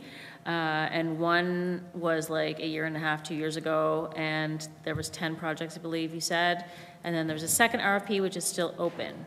So when all of those projects are up and running, where are we expected to be with our renewable energy goals for 2030?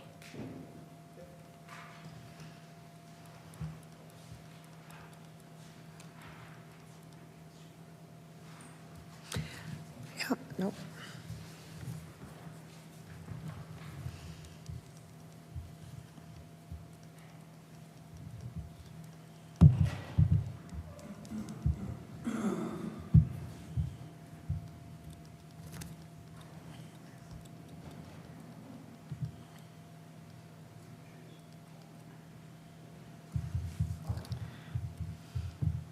I recognize the Honourable Minister of Natural Resources and Renewables. Thank you very much. Just a quick correction. It's only 5 projects from the 2022. Just so you have the right number there. Yes, by the time we calculate the current renewables, the maritime link that has the renewables coming on board now, hopefully getting better every day. I don't want to jinx it. And with the next 2 projects, the current RFP and the Green Choice, that'll be about 70% that is renewable onto our system at that point. I recognize the Honourable Member of Dartmouth North. And the Climate Action Plan notes that we should be at 70% by 2026. So does the minister figure that all of the things that he's just said will be in place by 2026 to meet that interim goal?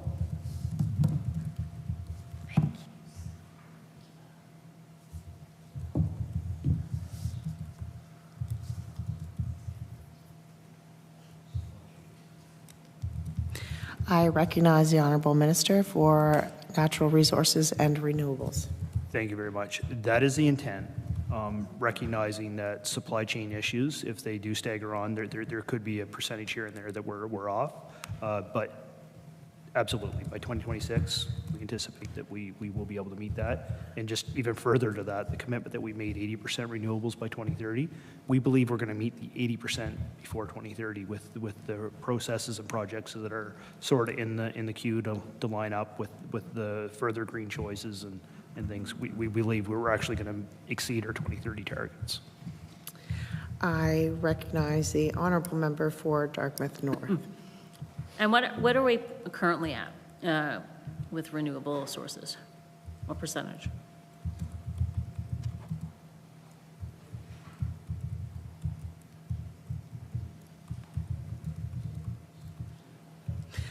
I recognize the Honourable Minister of Natural Resources and Renewables. So thank you very much. And I have to stand corrected from the answer I gave the Liberals. I had answered the Liberals that were at about 30. I didn't include the Maritime Link in there. So we're at about 41% right now with the Maritime Link. I recognize the Honourable Member for Dartmouth North. So, the minister's telling me, and I hope he's right about this, that in 2 years, we're going to go from 41 to 70%. All right. See you in 2 years. I recognize the Honourable Minister of Natural Resources and Renewables. So the RFP that was done in 2022, we're already seeing processes on those. That'll be a 10 to 12% increase, probably within 12, 14 months. The green choice, we're going to be ready to make some. We don't make the decisions. Proponent does the decisions for us. The procurement manager does the decisions for us and makes those decisions. That's in 2 months. 2 months, I think the recommendations or the decisions will come down. So those projects will be getting off the ground. The bonus with the RFP in 2022, some of those proponents already have a lot of their homework done because they were applicants to the 22. They may not have met the criteria earlier, so a lot of the homework's already done for the Green Choice program. So we know that there's many projects still in the queue that are waiting that can come to the table and meet those requirements, if you will, the 5-cent kilowatt hours that we need for ratepayers. I recognize the Honourable Member for Dartmouth North. Right, and so the minister mentioned in his opening remarks the independent administrator who is dealing with all those RFPs, and then I just now used a different term, but I think it's the same person. Is that someone, like you said independent, but is that someone in the department, or is that someone we've hired, the province has hired, and who is it?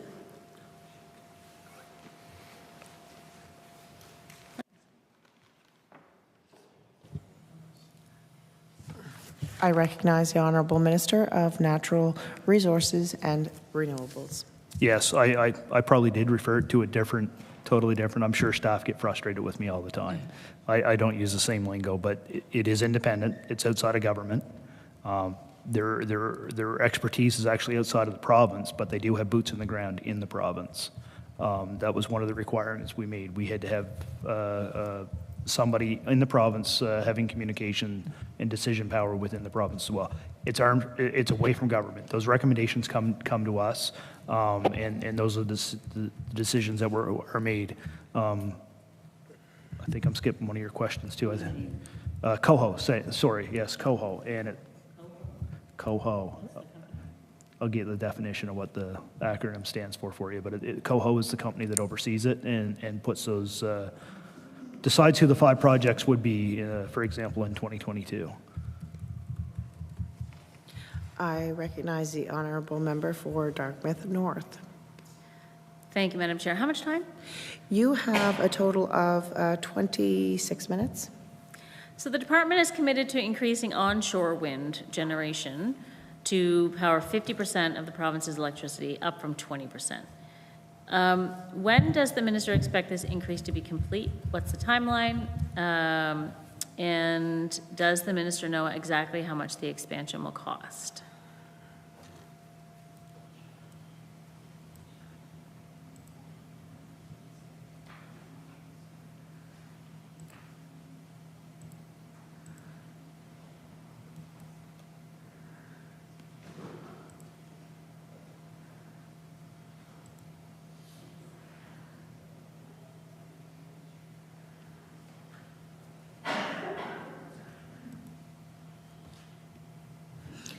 I recognize the Honourable Minister for Natural Resources and Renewables.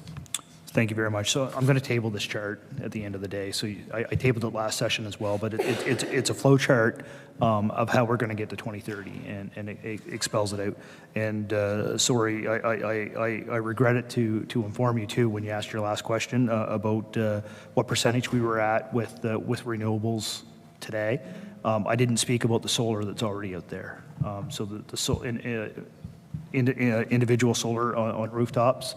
The solar garden that's in Amherst. So there's different things that are out there as well, but there's also individual industrial customers that are generating their own renewable energy that I didn't speak about as well. So that 41%, we're probably actually over 41%.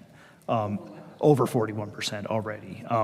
But the flow you asked about, what's the timeline? We believe, like our target is 2030. We believe we're going to meet that target well before 2030 to have the 80% renewables. And you asked about a cost. It was very easy to do the cost estimates for the 2022 project, and we actually said it that those projects couldn't exceed, I think it was 5.3 cent kilowatt hours.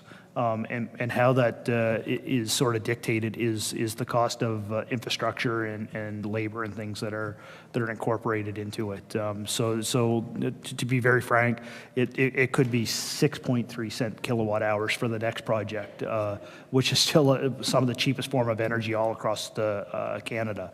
But there is an indication of what the influx is of material cost, labor, and quite frankly, to get the equipment here that's needed. But the cost of that is up to the investors.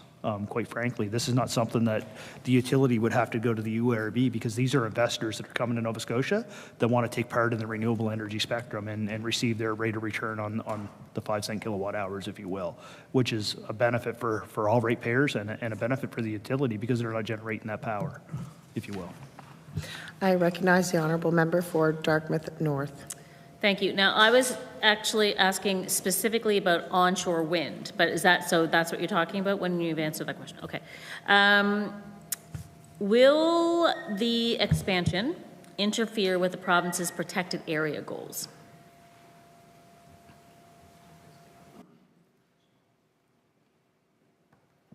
I recognize the Honourable Minister of Natural Resources and Renewables. So thank you. The quick answer is no, and I'll just speak a little bit to why it's no. It's not going to interfere with our protected areas. Something that we're doing within the department now is there's a lot of interest in Crown land. And it's one of the challenges that we do. How do we manage our natural resources and also have those conversations with other stakeholders that are interested in utilizing some Crown land. 20% is what we've committed to protecting of our Crown lands, and we're going to get there. We're going to get there, but there's also industry. So the conversation that we're switching to is how things can coexist on our lands. But that's the protections aside from that. So the rest of it, how can existence, is that even a word? Existence, I'm ready for bed. Sorry, I apologize. How can coexistence happen on the other 80%? But further to that, the recent Green Choice program that was announced, we knew from the 2022 RFP that there was a lot of interest from the public ownership of land. That investors were already set up and having conversations with the private landowners. So I guess sort of the question is, why should we compete with private landowners if they're going to reap a benefit as well? So there was a lot of these, we restricted. There's no Crown land being utilized at all for the Green Choice program. And we believe that it's going to be very successful on the private land. So it's going to reap a benefit for the energy generated at a reasonable rate for ratepayers, but it's also going to reap benefit in the local areas with taxes for the municipalities, but also for the rentals or whatever the agreements are that those investors have made with the private landowners as well. So Nova Scotians are going to reap benefits as well with those. I recognize the Honourable Member for Dartmouth North. And can the minister talk a little bit about the consultation that will happen in communities affected by new turbines or turbine developments? Will the consultation process include efforts to uphold Mi'kmaq sovereignty and interests?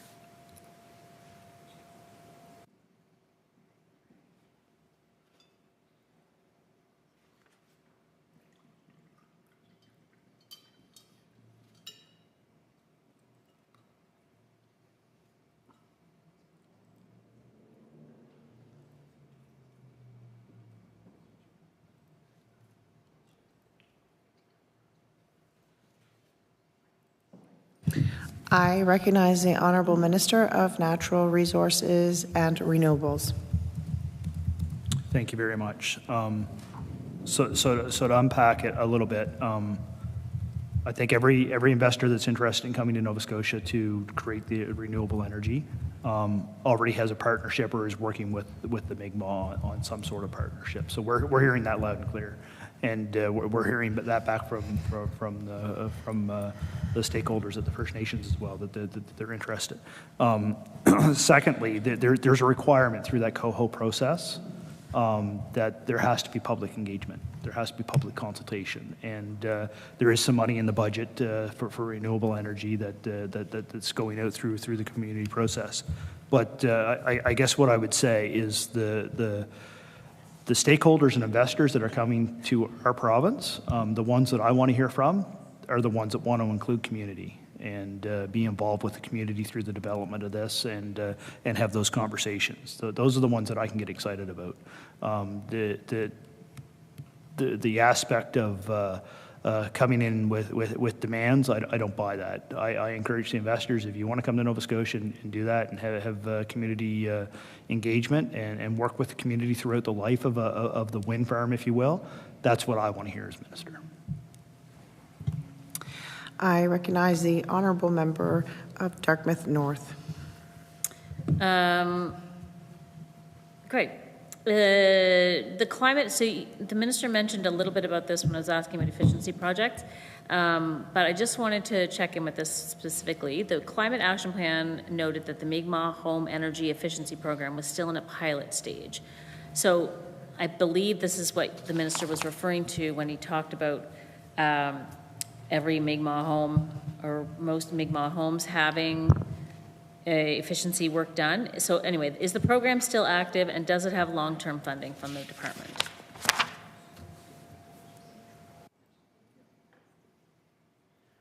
I recognize the Honourable Minister for Natural Resources and Renewables. Thank you. So I guess a reference to the pilot, that must have been printed a couple years ago, or a year ago. What was it? It's referring to the Climate Action Plan. So I guess what I'll say is it's not a pilot anymore. We're looking to fulfill it and fulfill the commitment. It's an ongoing engagement, and it's our intention as government to fulfill that whole process and project that we quite frankly, it wasn't this minister that started it, but when I did have the opportunity to take this seat, I certainly heard from one of the previous ministers that were quite excited about that whole project and encouraged it to carry on. And 2027 is when it looks to be wrapping up, 2027. So it is funded right straight through. But this program that we're not looking at changing at all. We're looking to carry it through. I recognize the Honourable Member for Dartmouth North. And so can you tell me what percentage of privately owned and band-owned homes have benefited from the program to date?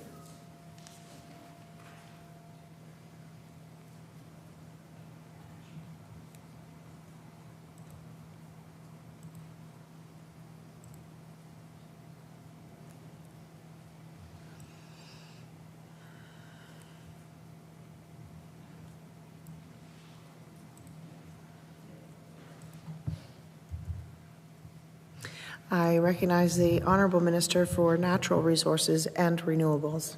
Thank you. So just quickly, we will reach every home, Mi'kmaq home. We don't know the division between private ownership versus band owned, if you will. That would be something that we'd have to go back and find that out quite honestly. I recognize the Honourable Member for Dartmouth North. So my next question was, is the department looking into expanding the program? But you may have already answered that in saying that you're looking to take this through 2027. And so is the goal every home? Okay.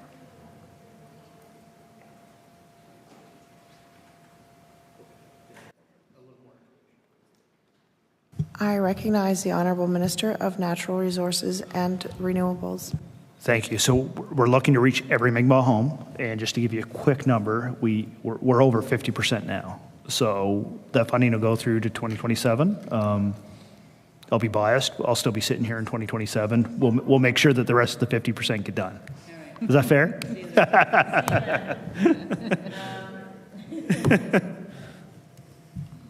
I recognize the honourable member for Dartmouth North. The federal government previously partnered with Indigenous groups across the province, including the Confederacy of Mainland Mi'kmaq, to sustain Nova Scotia's forests through traditional practices. Is the minister or the department working with the federal government and Indigenous partners to support this initiative? And is the minister looking to expand it to better preserve Nova Scotia's natural resources?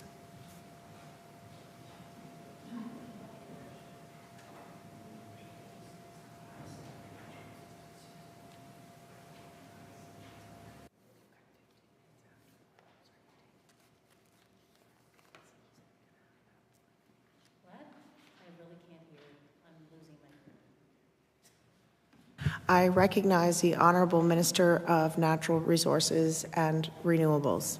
Thank you very much. So we have an initiative to work with our Mi'kmaq in the forestry. We're carrying that on. I understand that the federal one is actually coming to an end. But what I will say, it was a year and a half ago, I had the opportunity to do a trip through the forest with some of the Mi'kmaq partners and learned a lot. And one of the things that I heard loud and clear that very appreciative of the openness and the conversation.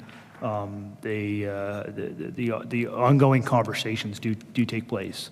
But with the need to manage our forest in an ecological way, there's certainly a willing partner on that side, and certainly a willing partner here to carry on conversations. And how can we improve these programs with our Mi'kmaq partners? I recognize the honourable member for Dartmouth North. Glad to hear that you did tour the forest. Can I take from that answer that are there any meetings in the near future planned to continue that work? I recognize the honourable member for Natural Resources and Renewables. I don't know when our next meeting is, I'm being very honest, but what I will say, there's also a representative on my ministerial advisory committee that does work with the department on a regular basis as well. I think I'm slated to meet with them in a couple weeks if the legislature's wrapped up. But the conversation's ongoing, and I can honestly say that I feel it's been a very, very positive relationship. I recognize the honourable member for Dartmouth North. Thank you. I just want to turn to ask a few questions about wildfires and forests.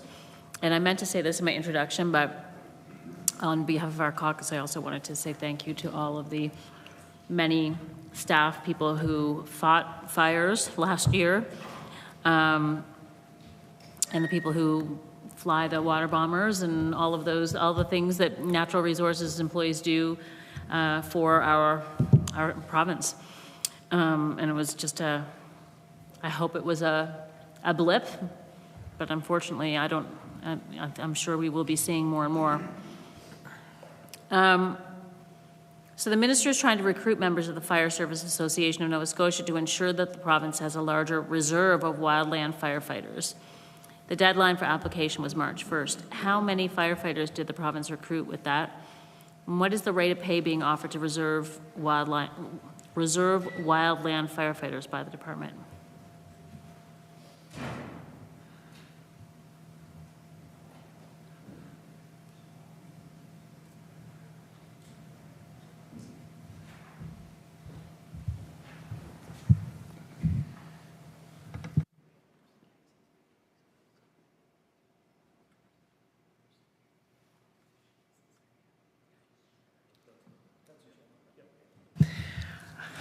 I recognize the Honourable Minister of Natural Resources and Renewables. So thank you very much. I'm going to try and be short, but I can talk about the fire service for a long time, but I will try to be short for you. The adaptation of the Fire Service Association of Nova Scotia into recruiting some of the volunteers for last year, we got just over 40 last year for the recruit call that we did then to help fight those wildfires. This was something that I've advocated for years.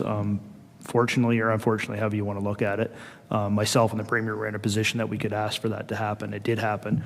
This year, there was just over 100 applications that have been accepted, and the rate of pay that they receive is the same entry pay that would be received as our entry-level firefighters, if you will, at that level. And what I can say quickly, since that incorporation, it's created a bigger relationship for other things with the Fire Service Association of Nova Scotia, and been very well received throughout the fire service spectrum. This is something that they really enjoy. They take the training, they want to help. So it's fantastic, and just want to say thank you for the recognition that the staff, the commitment that they made last year. It was a huge commitment on their part. I recognize the honourable member for Dartmouth North. Well, it's nice to see, obviously, that you went from 40 to 100. That's pretty amazing. So, yeah, thank you to all those people that applied, too. The Ecology Action Centre has called in the department, and I was thinking this when I was listening to your opening comments, but it's called in the department to create a provincial emergency fund of at least $10 million, in addition to funds provided by the federal government over the next several years. To save, okay. Pause that question. I'm going to ask one more question about wildfires. In your opening comments, you mentioned that there's about $1 million in the budget for, I think this is what you said, about $1 million in the budget for wildfires. Of course, this past year, there was around $8.7 million spent. Maybe that was on all of the natural disasters, or maybe it was just fires. In any case, it's interesting to hear you say that you may expand that budget line in the future as climate change progresses, but for now you're leaving it the same. Normally when a budget line is way overspent, then the next year that the budget is determined, you sort of go a little bit up from that, even if you know it's because of a certain occurrence, which of course was the fires. But so I'm surprised to see that you've left the budget line at $1 million. Can you comment on it?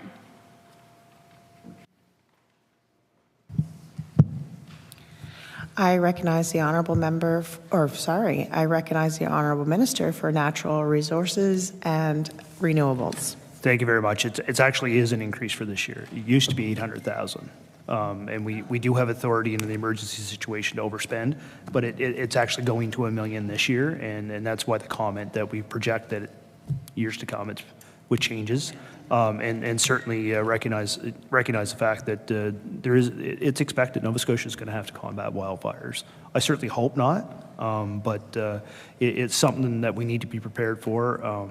Hopefully this year's a quiet year, but time will tell. But we do have authority to overspend if need be. Yeah. I recognize the honourable member for Dartmouth North. Great. So this is the question I was just going to ask, which is not related. The Ecology Action Centre has called on the department to create a provincial emergency fund of at least $10 million, in addition to funds provided by the federal government over the next several years to save hemlocks from being wiped out in Nova Scotia from the invasive hemlock woolly adelgid. Is the department acting on that recommendation? And if yes, when can we expect action to be taken on the matter?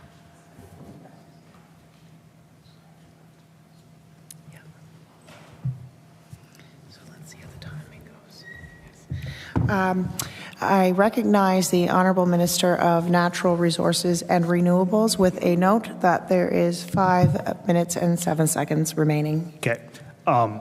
Mostly being led by ECC, but yes, we are activating. We did get some funding through the nature agreement, I believe. Yeah, for research and doing some treatment, but the majority of that's being led through ECC. But we are responding to the issue with the hemlock woolly adelgid. I got it right. You did too. You did too. I recognize the honourable member for Dartmouth North. And so, yes, you're responding. Is there any money in the budget for it? And when is action being taken? I recognize the Honourable Minister of Natural Resources and Renewables. So our federal partners have been very gracious with this. So that's what's kickstarting our response. But there's nothing in our budget per se. Budget is with ECC. Yeah, I'm reading your mind. I recognize the Honourable Member for Dartmouth North. So the minister mentioned also in his opening remarks about new provincial parks, 15 new sites as parks and then 2 expansions.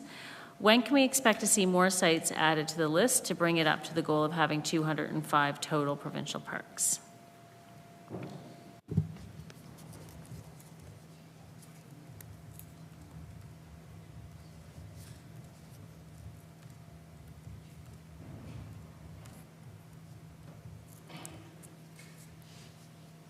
I recognize the Honourable Minister of Natural Resources and Renewables. So yeah, I'm trying to get an answer before our time runs out. So we're 72% through that 2013 PAPA plan. That is what we're mandated to focus on. There are some more. There is some more work being done to hopefully announce some more of those properties this spring. But it is certainly on our mandate that we need to finalize the properties that can move on from that 2013, and we're very much dedicated to trying to get that off the list so we can start generating the new list in conjunction with ECC in the next sort of the next round of properties that we're looking at. I recognize the Honourable Member for Dartmouth North. Great. I wanted to go back to just a couple of sort of random questions. When we're talking about efficiency and moving forward and meeting our goals and acknowledging that efficiency is the cheapest way to keep energy bills down and also meet our climate goals, and that's like well proven. Why are we not changing the building codes in Nova Scotia so that we're now only building like highly efficient homes as we're going into a building frenzy, at least I hope we are. Why would we allow all of that new build that we need to make happen without being as efficient as possible? I recognize the Honourable Minister for Natural Resources and Renewable. Thank you. If I go down the pathway of trying to answer this question, I'm going to lead you astray. But it's Department of Municipal Affairs that actually oversees the building code. So you'd have to have a conversation with that minister, I guess. I don't want to lead you astray. I recognize the Honourable Member of Dartmouth North. Well, maybe this is also for them, but too bad I didn't ask them that when they were up. But I understand in some new planning, also, we're roughing in natural gas lines to new communities. Again, the question is, in this day, in 2024, why would we rough in natural gas lines when that's a non-renewable greenhouse gas emitting fuel? I recognize the Honourable Minister of Natural Resources and Renewables. Again, yeah, the building code would oversee that. But what I will say is the federal government does recognize that part of the pathway is natural gas to get to our 2050 targets. But also provincially, as we look at the green hydrogen aspect, we have a pipeline system that will accept the green hydrogen aspect. And there's tests going on right now at Dalhousie University. There's other educational institutions that are looking and working with Eastward Energy of how can our system adapt to the green energy spectrum of renewable fuels, but also green hydrogen. The time allotted for the NDP caucus has expired. We will take a 5-minute recess.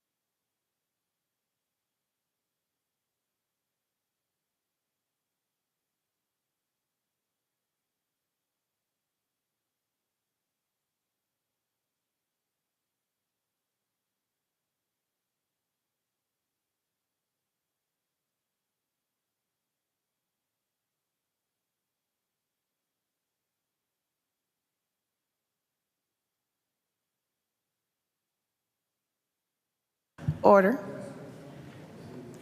The time allotted for the NDP caucus has expired. It is 6:25, and it is the Liberals' turn for up to an hour. And I recognize the honourable member for Clare. Thank you, Madam Chair, and again, thank you for being here to take questions. In my short time as a forestry critic, one thing that I did notice, it doesn't matter if you speak to mill owners or if you speak to cooperatives, one subject that always comes up is the topic of low-grade wood and the market for low-grade wood. So just a few questions around that.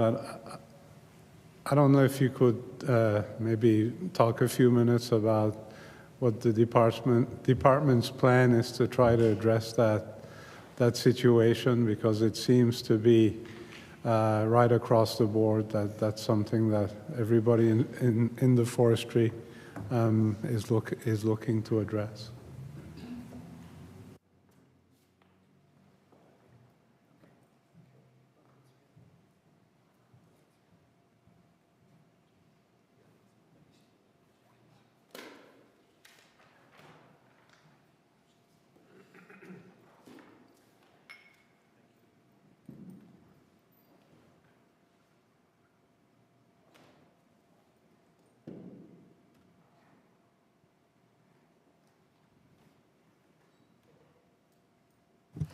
I recognize the Honourable Minister of Natural Resources and Renewables. So thank you very much. And for my first three and a half years as an elected official, I was sitting in your shoes as the critic. So I got educated very quickly by the industry, and a lot of respect for the industry, a lot of friends and family that worked in the industry. And when 2020 rolled around and Northern Bulb was closed under the previous government, there was a huge impact. So being able to sit in this position now, that's something that I certainly took to heart. We need to find some markets. We need to help find some markets. But one thing I've been very clear about, I don't believe in government creating industry to be an industry just for the sake of being an industry, if you will, if that makes any sense. We need that private sector investment. We need that private sector energy to be rolling around. One thing that I did support 100% with the previous government was the small-scale wood heating initiative, and like to see that rolling around. I also see that the private sector has taken some initiative in doing their own small-scale wood heating initiatives now. We see private sector doing a study in New Glasgow about district heating with low-grade wood fiber. But also the things that we are entertaining and having conversations with, although my department's not necessarily the lead on it, it would be Department of Economic Development, things like biofuel, mass timber. How do we incorporate more forestry sector products into our normal everyday life in Nova Scotia?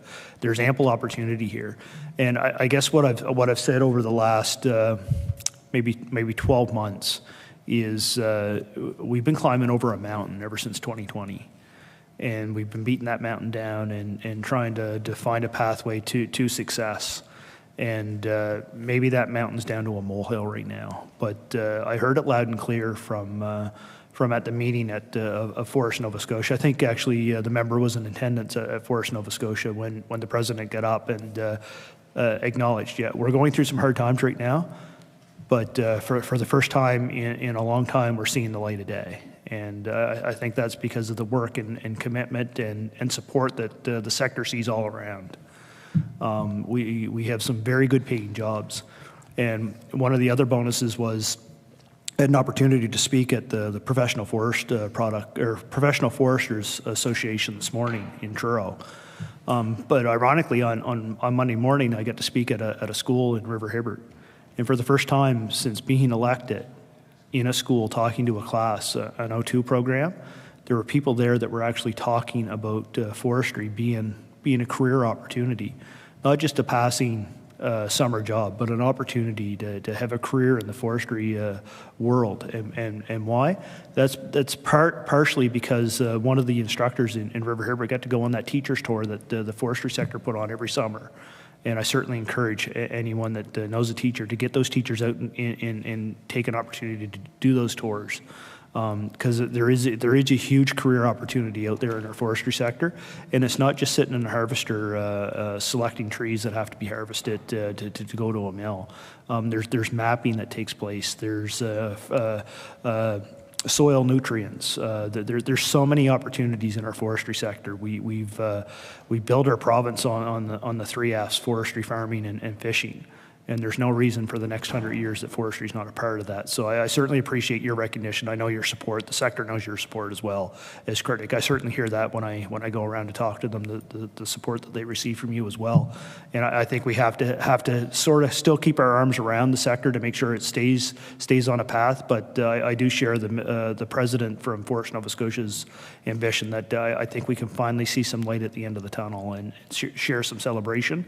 How soon that'll happen, I don't know, but we know that there's some serious conversations taking place, and hopefully we can all help push them sort of over that molehill so we have maybe an anthill in a few months to a year, hopefully. I recognize the honourable member for Clare. Thank you, Madam Chair, and I want to thank the Minister for the response. I know that it's not there's no easy solutions out there, but the forestry sector is important, and I'll keep saying it, for rural communities, it's resources, fishing, forestry, agriculture, those are the things that keeps our communities going. So I do appreciate the Minister's interest in trying to push forward solutions, although they're not always easy to find. You did raise the clean wood heat. I raise that, I think, every year in question period, but I do have in my area resources who's very interested in that, and I know there was I'd say a commitment, or at least interest when I asked the questions in the past to look at that. From my understanding, and I know it sits with Public Works, but there was the idea that they'd identify 100 public buildings that could be, I don't know if the word's transferred, my French is trying to come out here, but changed to clean wood heat. So I don't know if there's been any progress on that, or if that's something if the Minister or the government's still considering as a priority.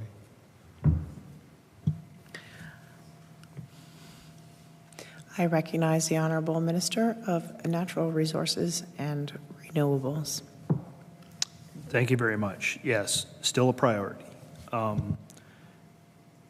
guess what I would say is we've done our homework, and you're correct. I think part of that sits with Public Works. I also think part of your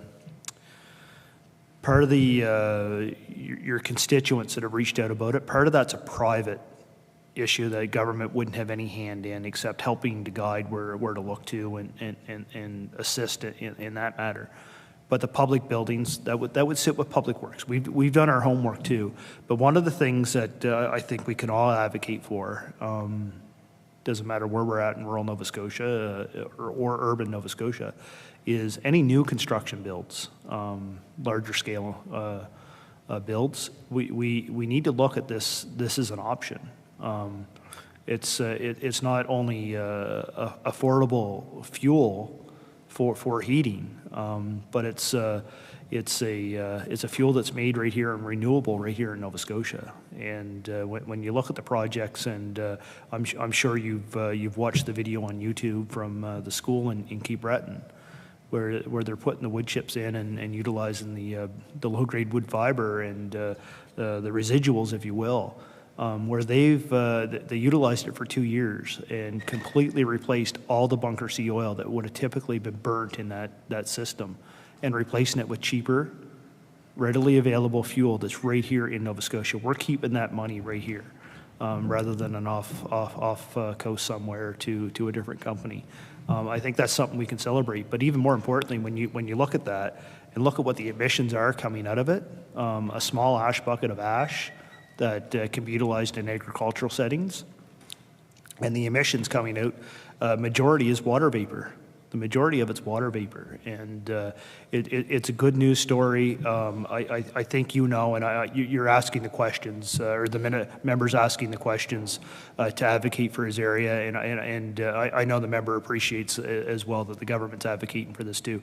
But I guess what I would say to the member too, if the member knows of any new provincial buildings that are being built in not just his constituency but neighboring constituencies, feel free to give a shout out to us to make sure that it was on the radar for a comment. Have you looked at have they looked at the Wood Heat Initiative program to ensure that we're capturing every available opportunity that we have?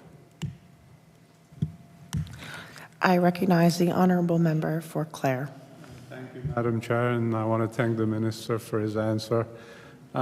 Certainly, I'm advocating for clean wood heat. There's always, you hear the question, is it a green energy or not? But once you've visited a site and you've really looked at the equipment they have, and like the Minister mentioned, there's very few emissions and it's very efficient. So I'm very hopeful that that can move forward, and I appreciate the fact that the Minister still has that as one of his priorities. Maybe I'll switch a little bit to civiculture.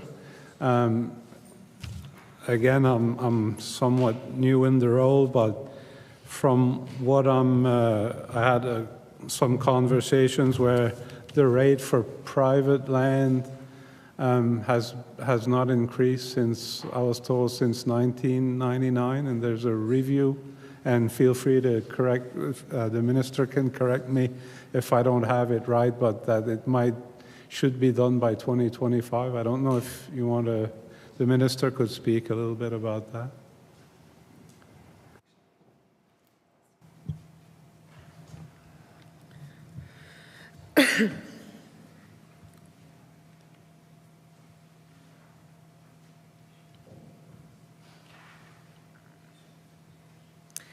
I recognize the Honourable Minister of Natural Resources and Renewables. Thank you. So I still don't have, to the member, I still don't have it right. I still have to bring staff in every time I get a briefing note on this. But what we can say is we've upped the planting rate for this year, but also the stumpage rates, I think, is probably more what you're trying to get at. My first briefing or two, when I sat at this chair, I still don't have my head wrapped around it 100%, I'll be very honest. But I heard from the sector that there was potential some issues. Staff are working very hard. How can we reflect the current live action of what's going on in the ground in Nova Scotia versus a yearly or every 6-month update? So they're reviewing that right now. Staff are reviewing that right now. To bring a more proper silviculture system on our Crown land aspect that we can all work with, be competitive. Maybe competitive is a bad word because we don't want to be competitive with private land. We still want the private landowner, but to be more equal, I guess, in comparisons, and to be fair. It's something that there's a lot of work that goes into from the staff, but the other thing that we do have to be cognizant of is the tariffs and the trade deals. So everything that we do within the department does have to be looked at from the lens of the trade lawyers that we do communicate with regularly. So it's not just as simple as saying, yeah, we can do the same thing as what's going on private land. There are a lot of sort of wheels and cogs in motion within the Crown land aspect that we're looking at. But we've invested heavily in our silviculture program. I think in my opening remarks, one of the things I heard when I first sat here was the silviculture budgeting they had no idea what was taking place for the first part of their year. They couldn't plan a year ahead because they didn't know until April or May sometimes. This is a little earlier this year, the budget process, but they could never know what they could plan on budgeting for, and the nurseries couldn't plant the accurate number of trees for the next year ahead. So we were able to double up in the funding last year to ensure that the silviculture could get that year ahead. So sorry, we were able to release sort of double budget last year, so they knew what was coming next year, offset it into this year. So they got a bit of a update the previous fiscal year to carry them over, and certainly heard that today at the professional foresters meeting, that they certainly appreciated that last year, because what was in the nursery last year and going through the cycle, it's able to meet the ground when it's needed, and they can do better predictions of that. So look, I guess to say, what I could say is there's always change needed and growth.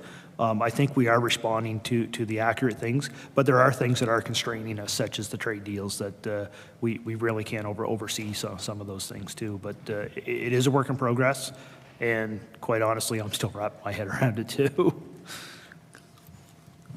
I recognize the honourable member for Clare. Thank you, Madam Chair, and thank you to the Minister for the answer.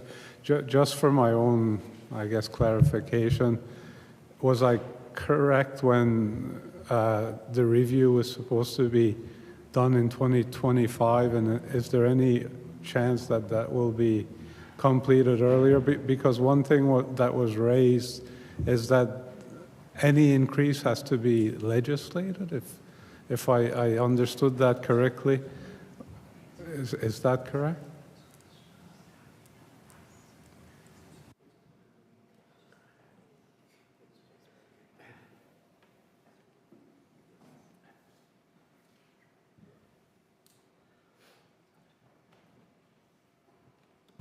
The Honourable Minister of Natural Resources and Renewables. Excuse me. No legislative change. It's a change in the regulations. The target of 2025. I guess what I would say, this is a living program that can have changes put into place as we learn and grow and have conversations. The 2025 target is the hopes to have that new process in place, maybe, if we can get to that point. But right now, the review is taking place to see where we can maneuver and have reaction where we need to take reaction, and be responsive when we need to be responsive. So 2025 is the target to have everything completed. Change in regs, not legislation. So no, it doesn't have to wait for a legislative process. It's paperwork back to the department between staff and the coexisting departments too that have to oversee that. The Honourable Member for Clare. Thank you, Mr. Chair, and I'd like to thank the Minister for the clarification. Maybe I'll just switch over to provincial parks. I know and this is partly local question for me, but partly you did mention in your opening comments 15 new parks, 2 expanded parks, and 10.2 million, 11.8 million for capital across the province. How does I'd like to ask the Minister how the department decides where those investments are made, and for communities that are interested to really ramp up or get their parks up to standard, how does the department look at that?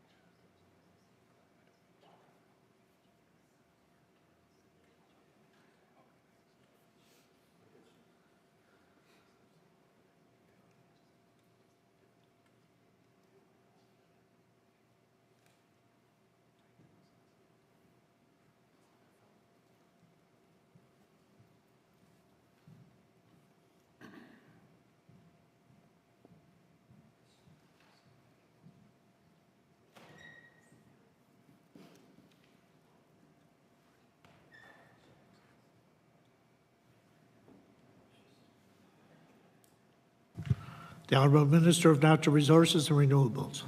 Thank you very much. And the member had mentioned that there might be a local comment in there. So I guess what I would say is there's some recommendations that are at my desk right now. I know the member's been eager to talk to me, and we just haven't had the time to exchange a conversation about that. But there is some recommendations, and you also have an advocate for that park as well, and the member from Argyle that's also had a conversation with me. I know there's an important celebration coming for the Acadia community this summer, and so certainly we'll certainly have a conversation if you'd like about that park. The other aspect of what I would say about all the parks in general, you had mentioned the parks that I had mentioned, 15 new, two additions to two others. Not all of our parks are day use or campsite parks. Some of the parks that we announce are just that, parks that have availability for the public to go explore. But there would be no facilities, no parking lots that would be available to that. But the ones that we do take care of, I will just quickly make a few comments. So when I first sat in this chair, the annual capital budget wasn't $11.8 million. It was $1 million for the whole province.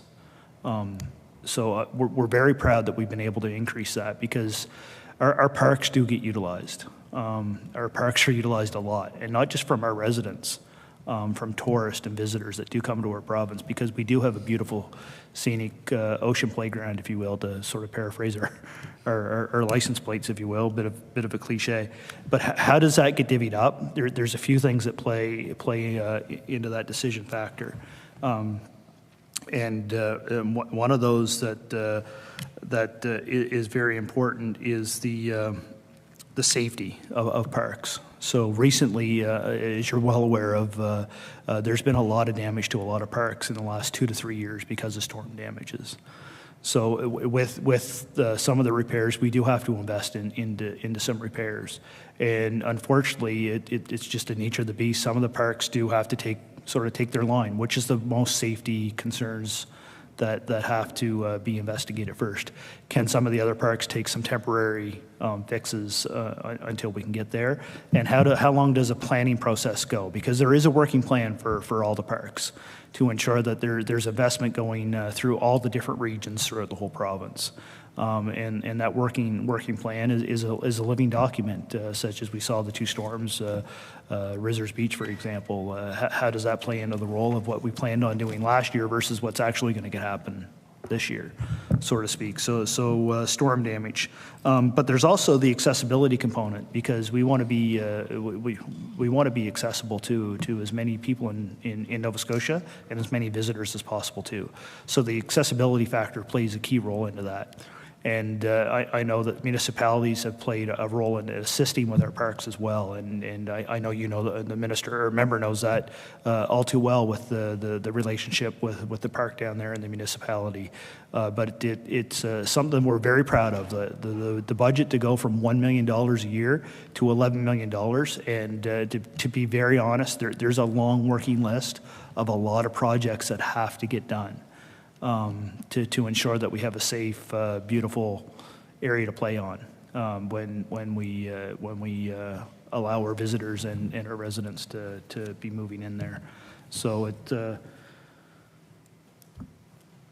there, just a couple numbers for you. There are 130 operational parks that do. So yeah, 130 parks. So there's lots of places for us to do the investment in as we spread that all over the whole province and ensure that there's a park in. I would like to say in every constituency, but we have to be realistic too, where we can make the safety investments, accessibility investments, and make sure there's a place for everyone to visit throughout the whole province. The honourable member for Clare. Thank you, Mr. Chair, and certainly I do appreciate the increase in budget. I know there's a great deal of pressure, I imagine, on the department, because every community wants their park well maintained and brought up to standard. I'll go maybe a little bit further on the question is, one park that I know the municipality of Clare, we touched kind of on the other one, but is the Mavilet Beach Park. And I raised this maybe on behalf of council, but I think council had undertaken a study for, it was called Public Spaces Beautification Study. And they knew they didn't have any control over provincial parks, but they added those in there just to see, as an exercise what it could look like. And the Mavilet Beach, which is very well used, not only people from Clare, but across the region, the issues of washrooms and accessibility is huge. So I guess I'm just making a little pitch to the department to keep that on the radar on behalf of the municipality. So I don't know if while you do your budget, while the minister does budget deliberations on where investments go, that would certainly be a welcome asset for us in the region. So are you ready to take over?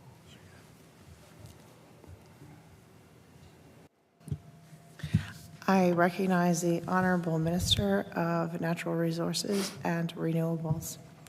Thank you very much, and I know it's supposed to be questions this way, but I'd like to counter just so we can have a little bit of a dialogue so I'm up to date here. I just wondering if the member would be able to get the municipality to share that sort of review that they did with us, and if the member knows exactly what's being asked for that specific beach this year, or park, I guess, this year, if I can sort of counteract a question, so I can have the better answer for the member. I recognize the Honourable Member for Clare. Thank you, Madam Chair, and I can certainly get that study to the minister.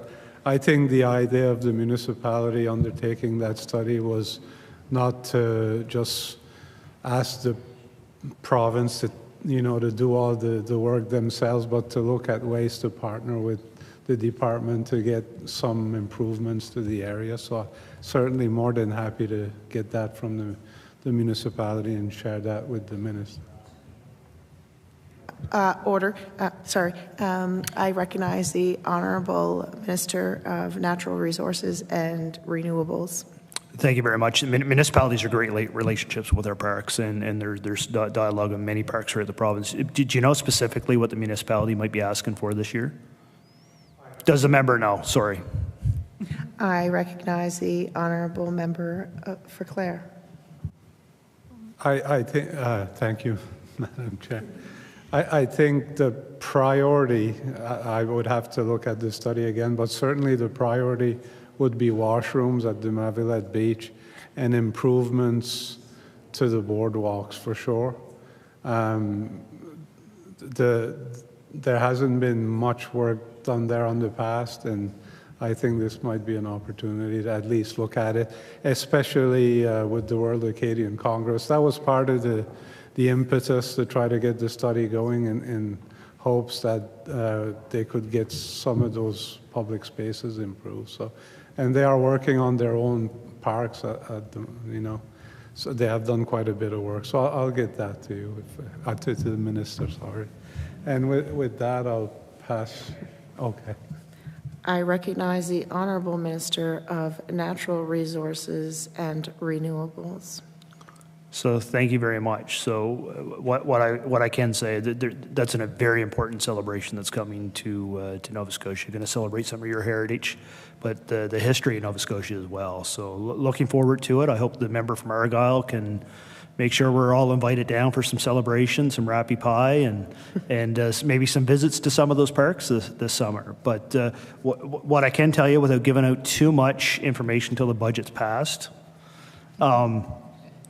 and I know the member will be very happy that there is some investment. As we look at $11 million, it doesn't go very far from Yarmouth to Cape Breton.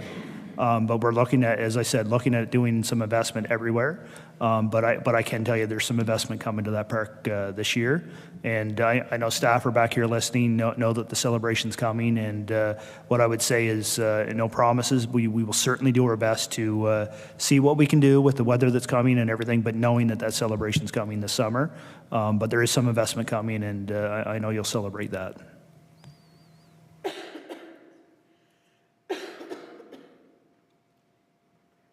My apologies. The halls. I recognize the honorable member of Clare.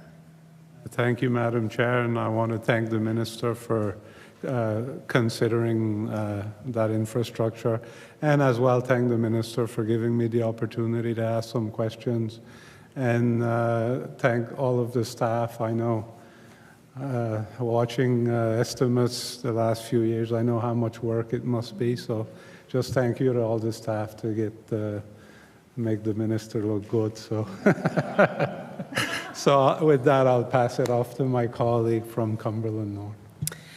The Liberal caucus has ceded their time to the Independent with 29 minutes remaining. I recognize the honourable member for Cumberland North. Thank you, Madam Chair, and thank you to the member from Clare. And good evening, Minister, my colleague from Cumberland, and everyone in the department. And most of my questions, I'm sure, will be very familiar to the Minister, and most of them will be around just very specific questions for Cumberland North. So the first question, Minister, is around the Tidnish pedestrian bridge. And I know this is a topic that you have looked at previously, as the former minister from the former government had also looked at as well. And the Tidnish pedestrian bridge is a pretty special piece of infrastructure in Cumberland North in the community of Tidnish. It's part of the trail system. It's been in need of repair for quite a period of time. And I know previously the department had shared with us that they were not able to find the money in the budget to do the necessary repairs that had been estimated from a consultant. And I know there's been some work with local nonprofits, but there is a feeling, Minister, that the government should be paying for the repairs to this piece of infrastructure, that it shouldn't be downloaded to the community and to nonprofits. And I'm wondering if the Minister has an update on that piece of infrastructure, the Tidnish pedestrian bridge.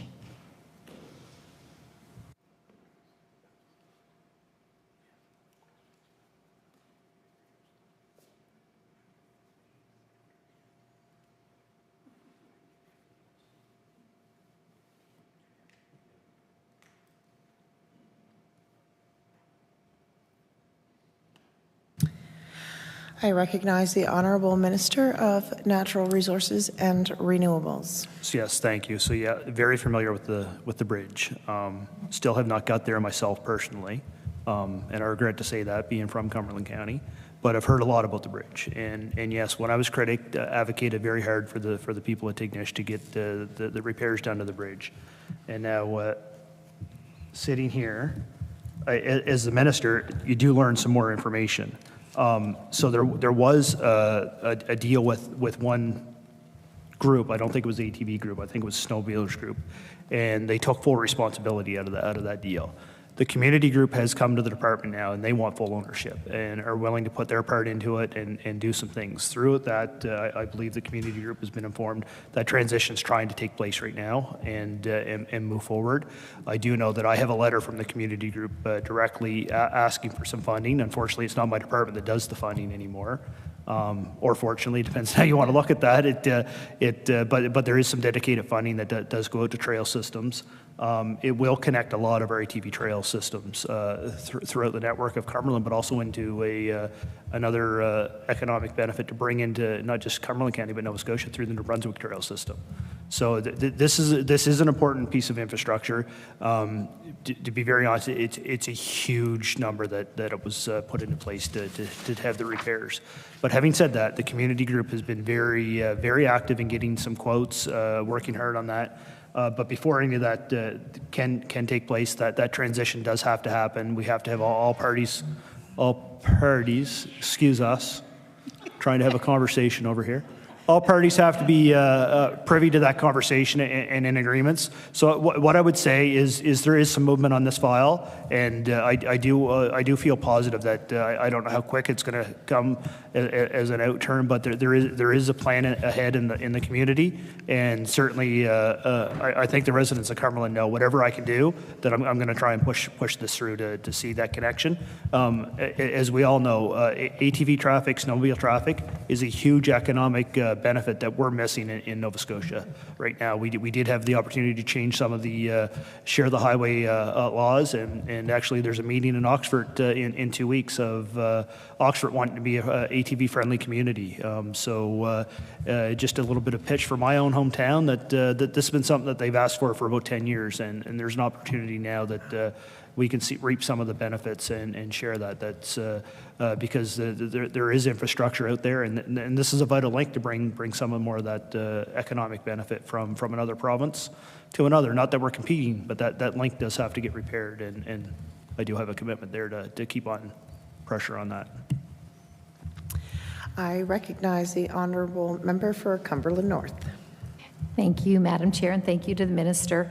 And I think the Minister probably is on the same page as me with this, and that is for probably 2 or 3 decades, we've seen Cumberland not receive its fair share of infrastructure money in many different departments, but I think this is an example of that. And it is a lot of money. I did see the consultant study and did see the quotes that came in, but I don't think we should make any apologies for that. I think Cumberland County has a lot to offer, and our trail system should be invested in, just like in other areas of the province. So I don't think that I know that is in the works, but the only reason that's in the works is because the government hasn't come up and invested in Cumberland County. So the nonprofits are saying, well, the only way that this bridge is going to get repaired is if we find a way to take the leadership of it. So I am very grateful for, and as I'm sure the Minister is as well. But having said that, I think that there's a lot of potential in Cumberland County if this government could see that potential and invest in Cumberland County. I have no doubts that the financial and economic spin-offs would far outweigh the investment that actually was put in place. So another topic I wanted to ask the Minister about is around our provincial parks. We're very blessed along the Northumberland shore to have several provincial parks. If you start at the Malagash end, and sitting across from me, I see former Minister of Community Cultures and Heritage. You might remember when I did a tour of Cumberland North and included the provincial parks, but if we start at the Malagash end of Cumberland North, first one is Fox Harbour, and then not too far is actually the first one is Blue Sea Beach, and then we come up to Fox Harbour, then the Gulf Shore, the picnic park, we have Heather Beach, Northport, and then Amershore Provincial Park, which is actually a campground, and then Tidnish Dock. So we have several beautiful provincial parks in Cumberland North that allow tourists and locals to enjoy the beautiful Northumberland Strait. And I really don't get many complaints about our provincial parks. Blue Sea Beach, I've gotten some, but the Cumberland County manager has been really great to work with. I think the Minister knows that. It's been very good with my constituency office staff, and just really is helpful in every way. But I think the Minister is aware there is one beach that I've gotten consistently over the last 5 years a lot of public feedback. They're not happy with the condition of that provincial park, and it's Heather Beach. So last fall we did have a public meeting, and unfortunately it was after many of the seasonal residents had gone home. But having said that, we did have a very significant turnout. I believe there was around 35 or 40 people that came and provided feedback on what they would like to see. Because I said, what do you want as the public? what do you want to see at Heather Beach? And they wanted to let me know that there are many more year-round residents now living at Heather Beach. And they also feel that their beautiful provincial park has kind of fallen down into disrepair. Now, the manager, Reg, did take me out and we did a tour, and it was very good to explain to me all the work that has been done, especially after, I believe it was Hurricane Fiona. I think it was Fiona, not Dorian. And there was a lot of damage done at that park, and the staff and the department built it all out, it put a lot of fill in and rebuilt the shoreline there. Having said that, though, there are still a lot of rundown areas.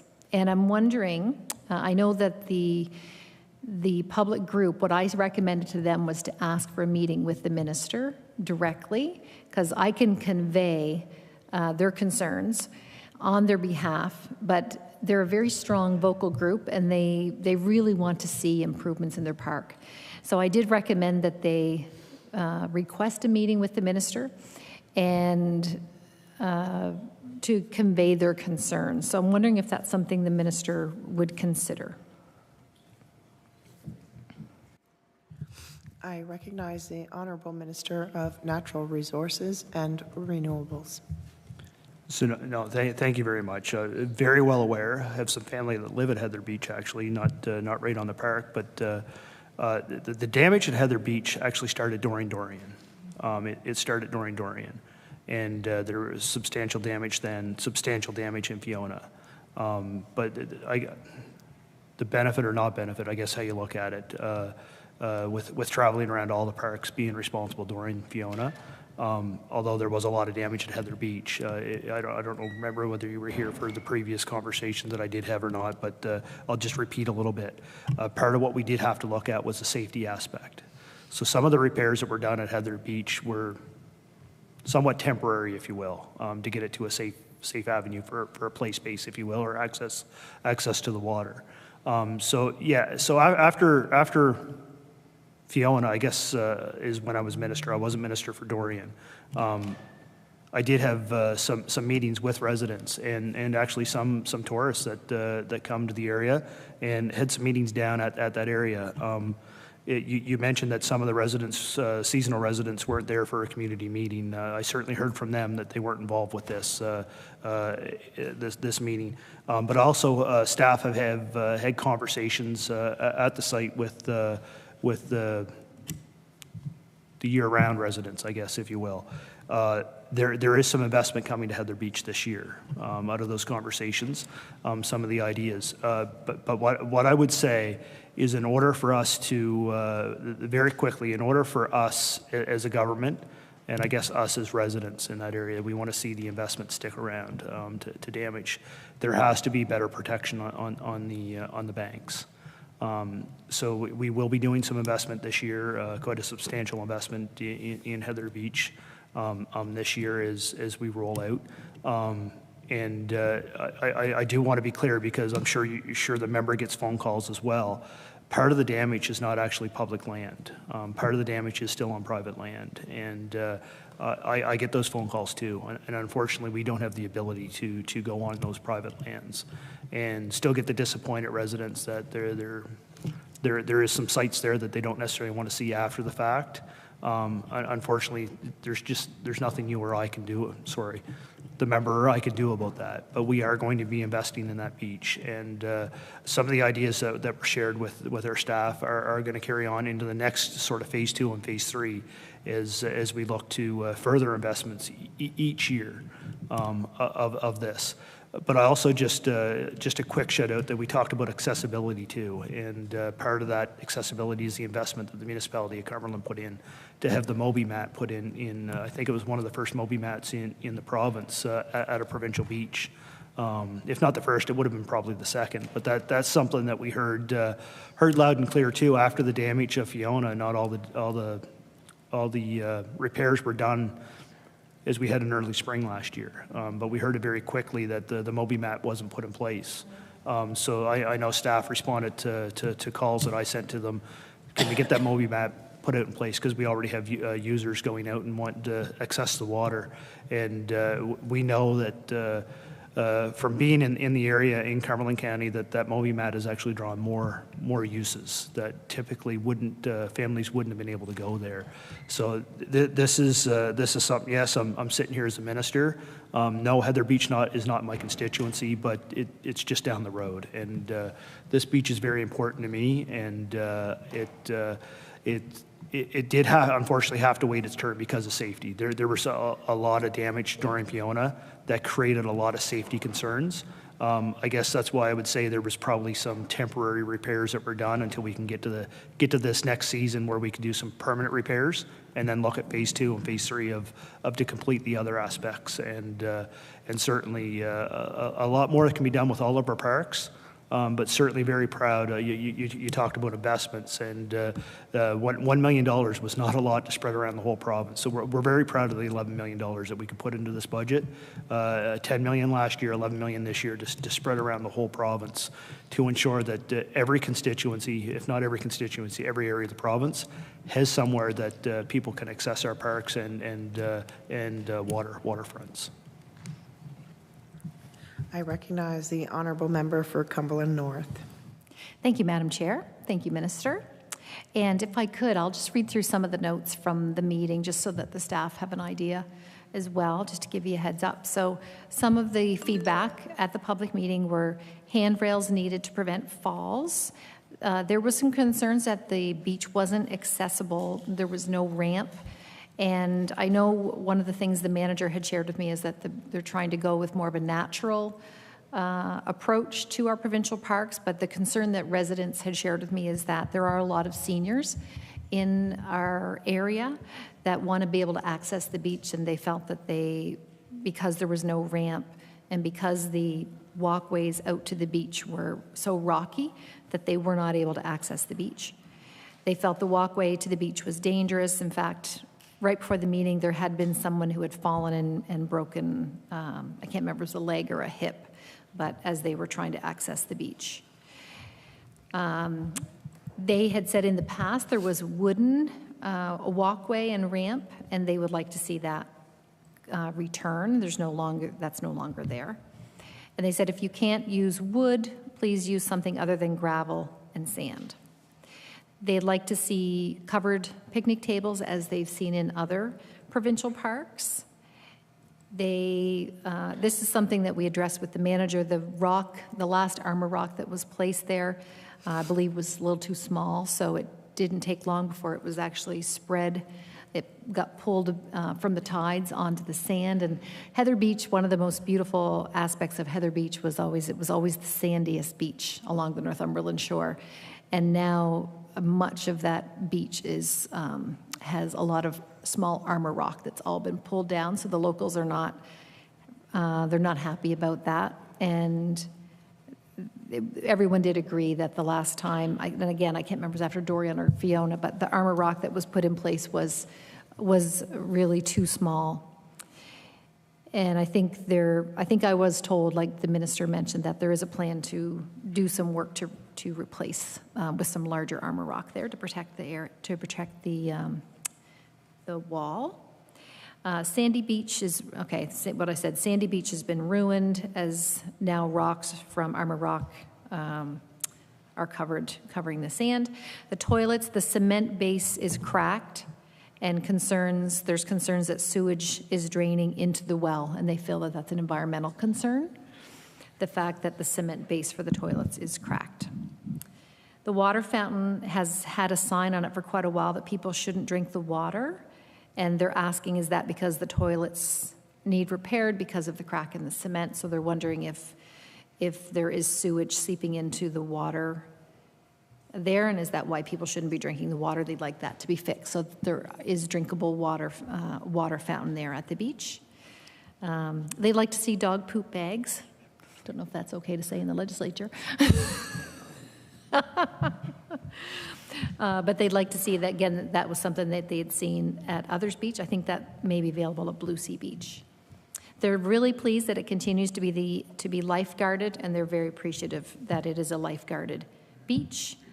And I think that sort of covers much of it. There is some, I believe, provincially owned land that's part of Heather Beach on the other side of the provincial road that a lot of people think is probably privately owned, but they said they'd love to work with the department to see if that piece, it's all grass, if that could be also developed into either with a playground, they could work with the municipal government, or maybe more parking, because on a really busy day at the beach, it doesn't take long for that parking lot to fill up, and then people start parking on the road. And for anyone here that's been at Heather Beach would know what I mean. It's a very narrow road. It's more narrow than most provincial roads, so there's really no, it's not safe really to have people parking on the road there. So that was one thing the group asked, is could we look at finding ways to use that piece of provincial partial, that piece of land that's on the other side of the road. So I'll just share that with the minister. Those are just a few comments that came out of the meeting. And how much time left do I have, Madam Chair? You have 9.5 minutes. Okay. Minister, I would like to ask a question. There was a bill that I tabled. Actually, I won't bring that up. I'll just ask the minister. Has the minister and his department considered the request to provide free fishing and hunting licenses for veterans? That's something that some people had brought forward and I had brought up last session. And I think that goes through this department. I recognize the Honourable Minister of Natural Resources and Renewables. Thank you very much, Madam Chair. I thank you for that information. We're going to take that back to staff and sort of investigate even further. I visited the site a few times with our area manager. One of the things that I've also learned, my uncle doesn't live too far away from that area, and ever since Dorian, the sand has missed from that whole section of beach. So although I agree it's sad to see the sand go, and I was not minister during Dorian, but it wasn't necessarily the repairs that actually disappeared the sand. The sand did disappear during Dorian along a lot of that beach. Maybe not all of it. Was that what the reason was at Heather Beach? I don't know. But also when you do put retaining walls up, it does put the sea action to a different area. So every time you try to sort of do a good deed, are you creating harm in the other way? Which when I visited with our area manager, wanted to make sure that the first phase of the proper repair was the proper thing. And can we allow the sea action to maybe bring some of that sand back in the hopes? Time will tell, I guess. Just quickly, we are having, so we do offer currently some discounts for veterans and seniors. Camping, sorry, for veterans. Trying to think of 2 or 3 things in my head at the same time, sorry. Fishing license aren't this department, I'll start over. Fishing license aren't this department, that would be Department of Fisheries and Aquaculture, not here right now. We do offer discounts for veterans. Any change to the hunting license do go through sort of consultation with our partners, the anglers and hunters, but also our Mi'kmaq communications as well, sort of the conversations. And the advocacy of any changes sort of would come through those conversations. I will say those were not high on their list when they came to have their annual meeting, if you will, with me.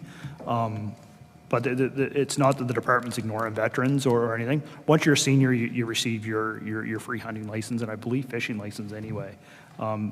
Certainly something that we can have a conversation about again too with that group. But certainly we sort of take the lead from the hunters and anglers on what their biggest advocacy would be for that. I recognize the Honourable Member for Cumberland North. Thank you, Madam Chair, and thank you to the minister. And just going back to the sand at Heather Beach, they actually, we talked about that, how the whole landscape really changed after the hurricane. But what they had asked me if could happen is the armor rock that had gotten pulled down over that sandy area that they have always loved is, could that armor rock be picked up and moved so that at least they'd have some of their sandy beach back? So that's what I was referring to. Another topic that I've had quite a few constituents come to me about, and the minister's probably well aware, there's a very organized group, and that is there's a very strong group that want the department to take a look at glyphosate spraying in Cumberland. And I don't have all the stats, but they did share with me that Cumberland gets a very high percentage of any spraying that happens in the province. And their concerns that they shared with me, they shared a lot of data with me. They have a lot of health concerns. And certainly I'm not an expert in that area at all. And I'm very supportive of our forestry industry.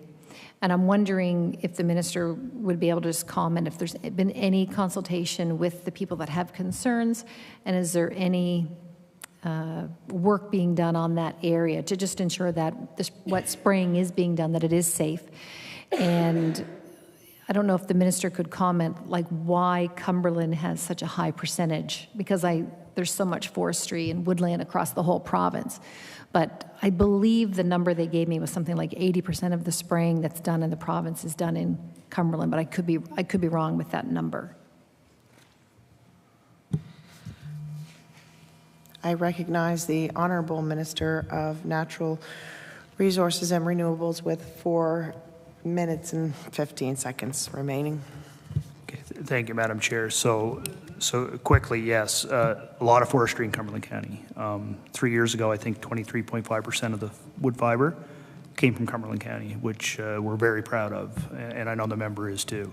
It's a huge employer in our area. Unfortunately, the spraying is not regulated by our department. It is environment and climate change and regulations through the federal government as well. But what I can say about the spraying is when we announced the ecological forestry practices, it was a tool in the box that was recognized by that process. What we did was adopt the same thing that the previous government did. If there was a wish for the licensee to do spraying on any Crown land that they're responsible for, they would have to go see environment and climate change or the federal regulation, whatever that is. But we don't regulate it in our department. It is regulated through environment and climate change. And like I said, on Crown land, they would have to go through the same processes, and the provincial government doesn't provide funding for that on the Crown lands. I recognize the Honourable Member for Cumberland North. Thank you, Madam Chair, and thank you to the minister. And Minister, does your department, or does the minister's department control or have any work with off-highway vehicles and trails now, or is that a different department?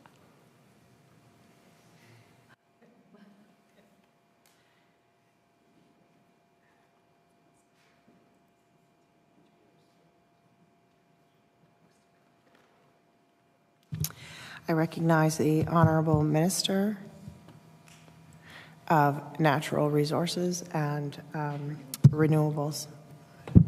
Thank you very much. The reason I was chuckling is this is spread over 3 departments. We're not responsible for the funding anymore. We oversee the act. Funding and the trail overseen would be Community Cultures and Heritage. Public Works has some of the rights are overseen now with the shared highway and such, and some of the trails. We do have a responsibility with our conservation officers with some enforcement, but it's also shared enforcement with the RCMP or local municipal police forces. As I said before, the trails are something that's very important. And we are working hard to try and get that sort of under one umbrella. I've heard many times from different ATV associations, different utilizers, different snowmobile clubs. Wouldn't it be wonderful we can go to one department and get an answer? Wouldn't it be wonderful? So we actually are undertaking that. And a lot of the movement has moved towards community culture and heritage. But we are trying to put it under one umbrella for one conversation, one-stop shopping. It's gotten much better. Still room for improvement. But yeah, the trails would most of it would be community cultures and heritage, especially for the funding aspect or the designation of routes would be us. I recognize the honourable member for Cumberland North. Thank you, Madam Chair. And I'm assuming my time is almost done. Yes. The minister, I don't know if the minister could comment on the off-highway vehicle trail system like in Cumberland ourselves. My understanding is that one of the things holding us back is we don't have a connection across the Trans-Canada Highway, or we don't have a safe passageway there. And what the associations have told me is because of that, they can't do proper maps and do proper marketing to bring that more business to Cumberland. Can the minister, I don't know if the minister can comment on that, like if he has any insight into, can we get that connection between Cumberland North and Cumberland South? Order. The time allotted for the independent has now expired. It is time for the NDP caucus. With 20 minutes, I now recognize the honourable member for Dartmouth North. Thanks very much. And just to confirm, 20 minutes minus 5 for the resolution? 20 minutes. Sorry, I took my microphone. 20 minutes plus time for his, so you have 20 minutes. Great, thank you. Well, I don't mind if the minister wants to answer my colleague's question from the independent member. I recognize the honourable member, or honourable minister for natural resources and renewables. So, yeah, thank you. I guess what I can say is, depends on which member of which association you speak to, on how connections. I know the huge investment that was shared between the federal and provincial government 2008, 7 maybe, where the infrastructure was put in at the Oxford Bridge that actually connected from one side of the roads to the other.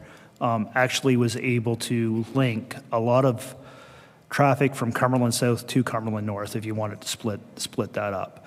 And if you went back far enough, there actually is another bridge under the highway that can link you to the other side of the Trans-Canada Highway. Inconvenient, so, and that's why I say, and it's not to pit one association against the other, the advocacy in me for Cumberland County would be put a bridge over top of the highway.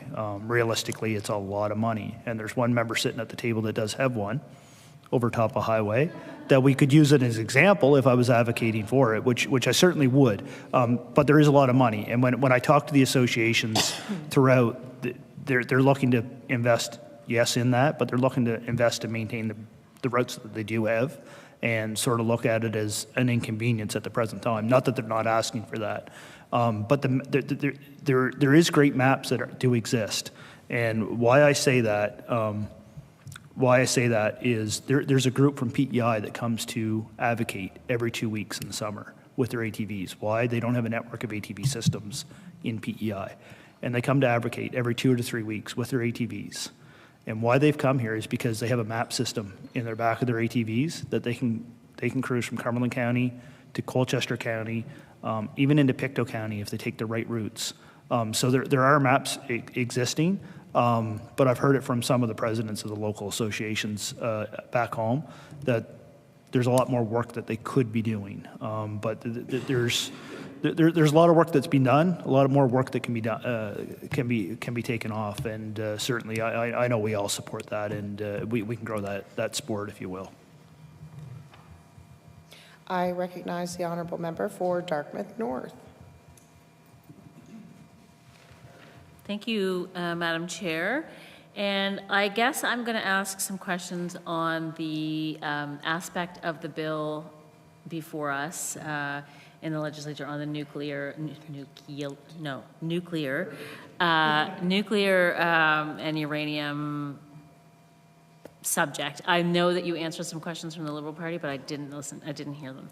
So the ban on nuclear power in this province dates back to 1992. What was the rationale behind lifting the ban in the legislation?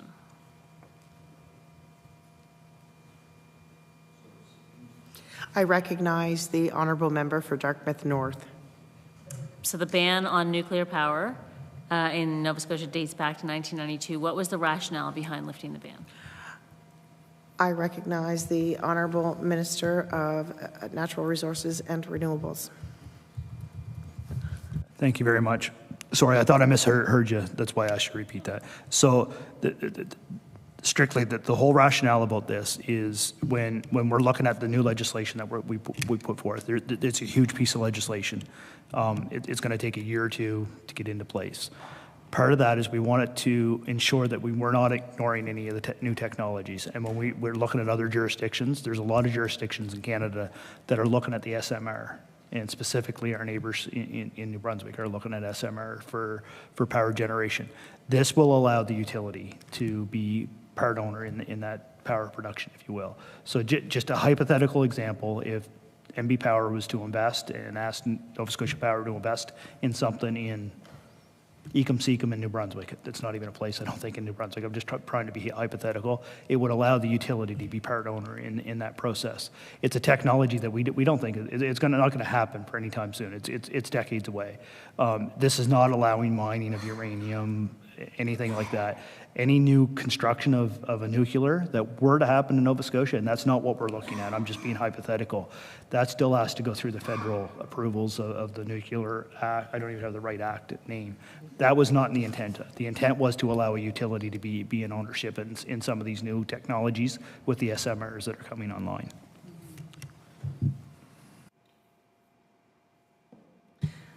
I recognize the honorable member for Dartmouth North. Right. So I understand that, but I also know that, in 10 years down the road, if something happened and the utility wanted to become a part owner, we could just amend the act then, right? So what was I understand that technology is being looked at. I understand that it's 10 years away. I understand that maybe there's something that, if we're going to meet all of our goals by 2050, there's something to that. But couldn't we have just waited until the time came and then with more information, instead of passing this giant piece of legislation with this in it, which basically undoes decades of advocacy and, and safety in Nova Scotia? I recognize the honorable member or Minister of Natural Resources and Renewable. Thank you very much. I guess what I would say, I hear you. The technology is moving very quick. 2.5 years ago, green hydrogen wasn't even part of the technology in Nova Scotia. Part of the decision factor in this is the investments in some of these technologies and investments into some of these projects are happening right now. We did not want to handcuff any utility that wants to be a part of what New Brunswick or Ontario or whatever's taking place. Just using that as an example, investments are taking place now for 10 and 15, 20 years out. I recognize the honorable member for Dartmouth North with a yawn, excuse me. I hear you. Can the minister table any backgrounders or consultation reports that influence the decision?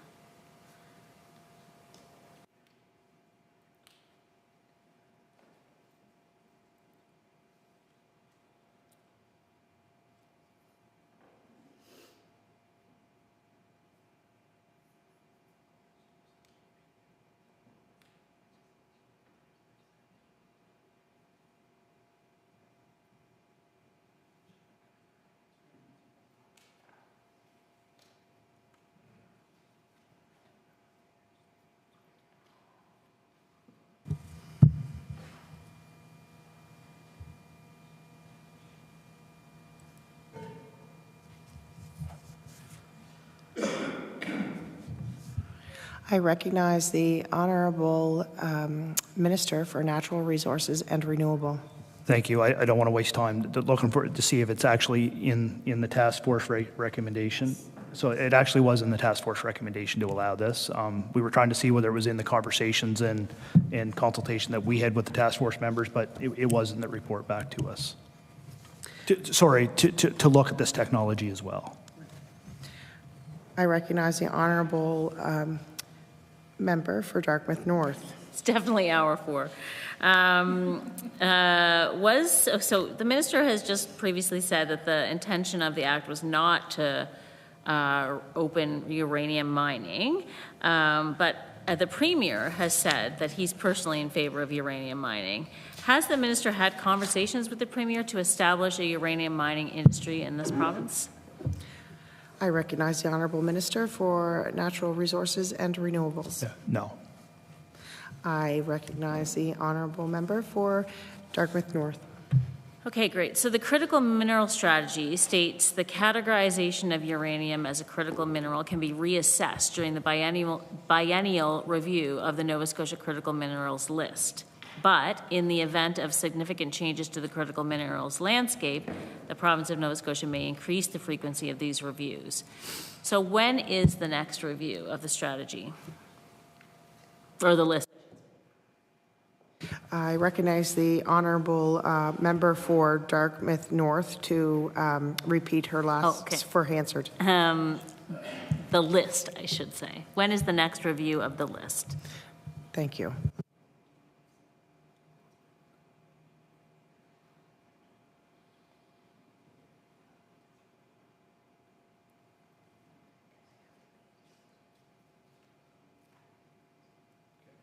I recognize the Honourable Minister of Natural Resources and Renewables.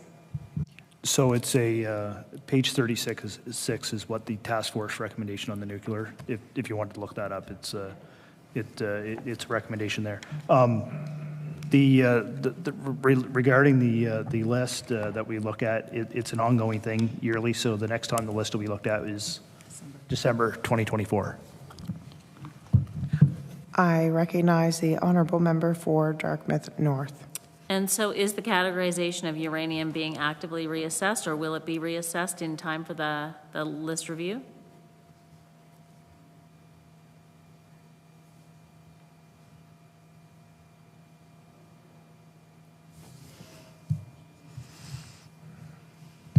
I recognize the Honourable Minister of Natural Resources and Renewables. Thank you. So it's on the national list, not actively being, I can't even talk tonight now, reviewed at the present time for the province. I recognize the Honourable Minister of Natural Resources and Renewables. So after December 24, it'll be every 2 years after that. I recognize the Honourable Member for Dartmouth North. So are there any plans in the near future, i.e. between December 2024 and 2 years after that, to reassess the categorization of uranium?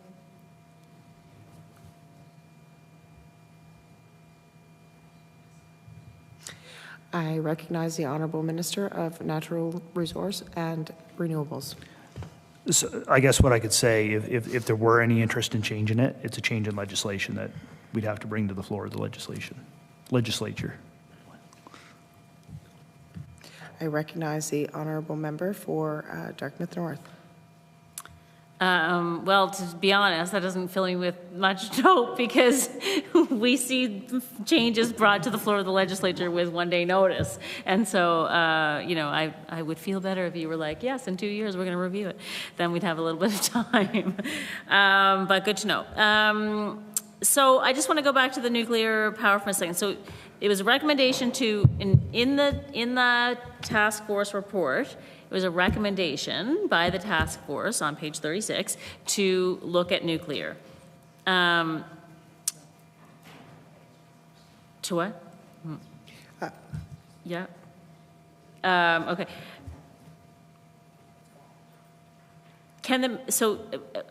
I'm wondering if, basically I'm wondering who the task force might have cited in terms of conversations or consultation, and were there any environmental groups consulted?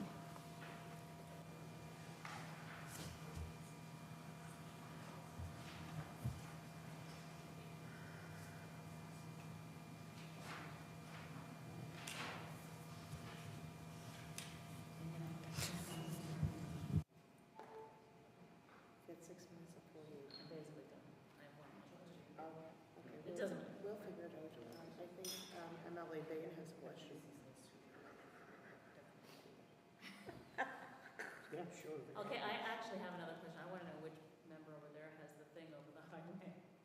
I think the member I just mentioned.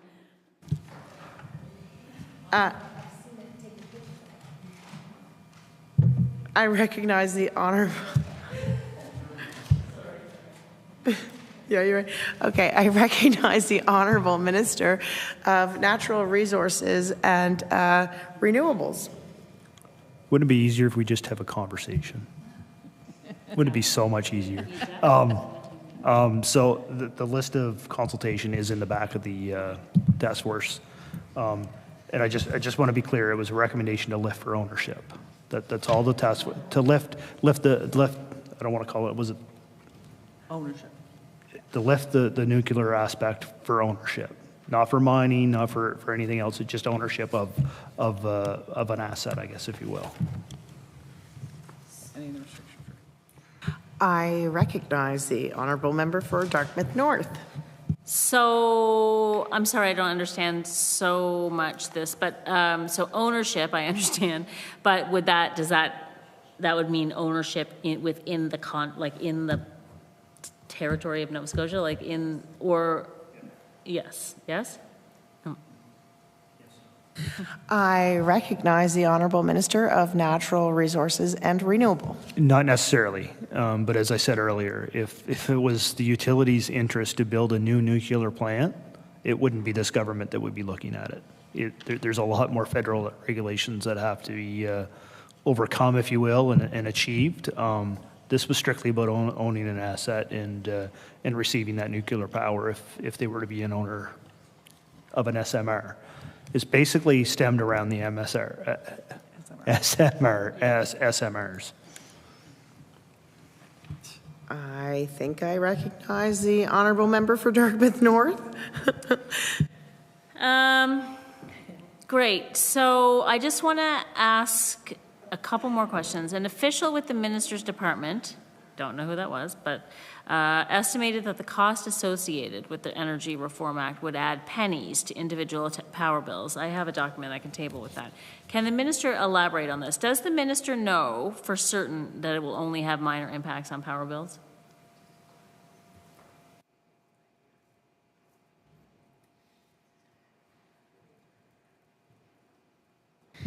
I recognize the Honorable Minister for Natural Resources and Renewables with 3.5 minutes left. 3.5 minutes. Okay, thank you, Madam Chair.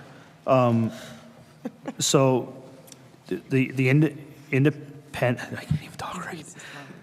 The independent system operator is already being paid for through power rates. So basically taking it out of the asset of Nova Scotia Power, putting it into not even taking it, it's the same building, it's terms, I guess.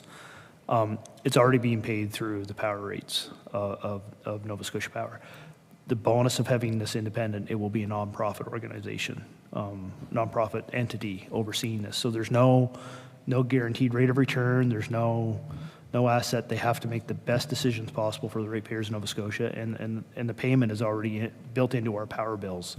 It's already something that's being paid for through Nova Scotia Power, so it's just going to be this new nonprofit entity that will take over the finance generated from the power bill to pay for that, if that makes sense.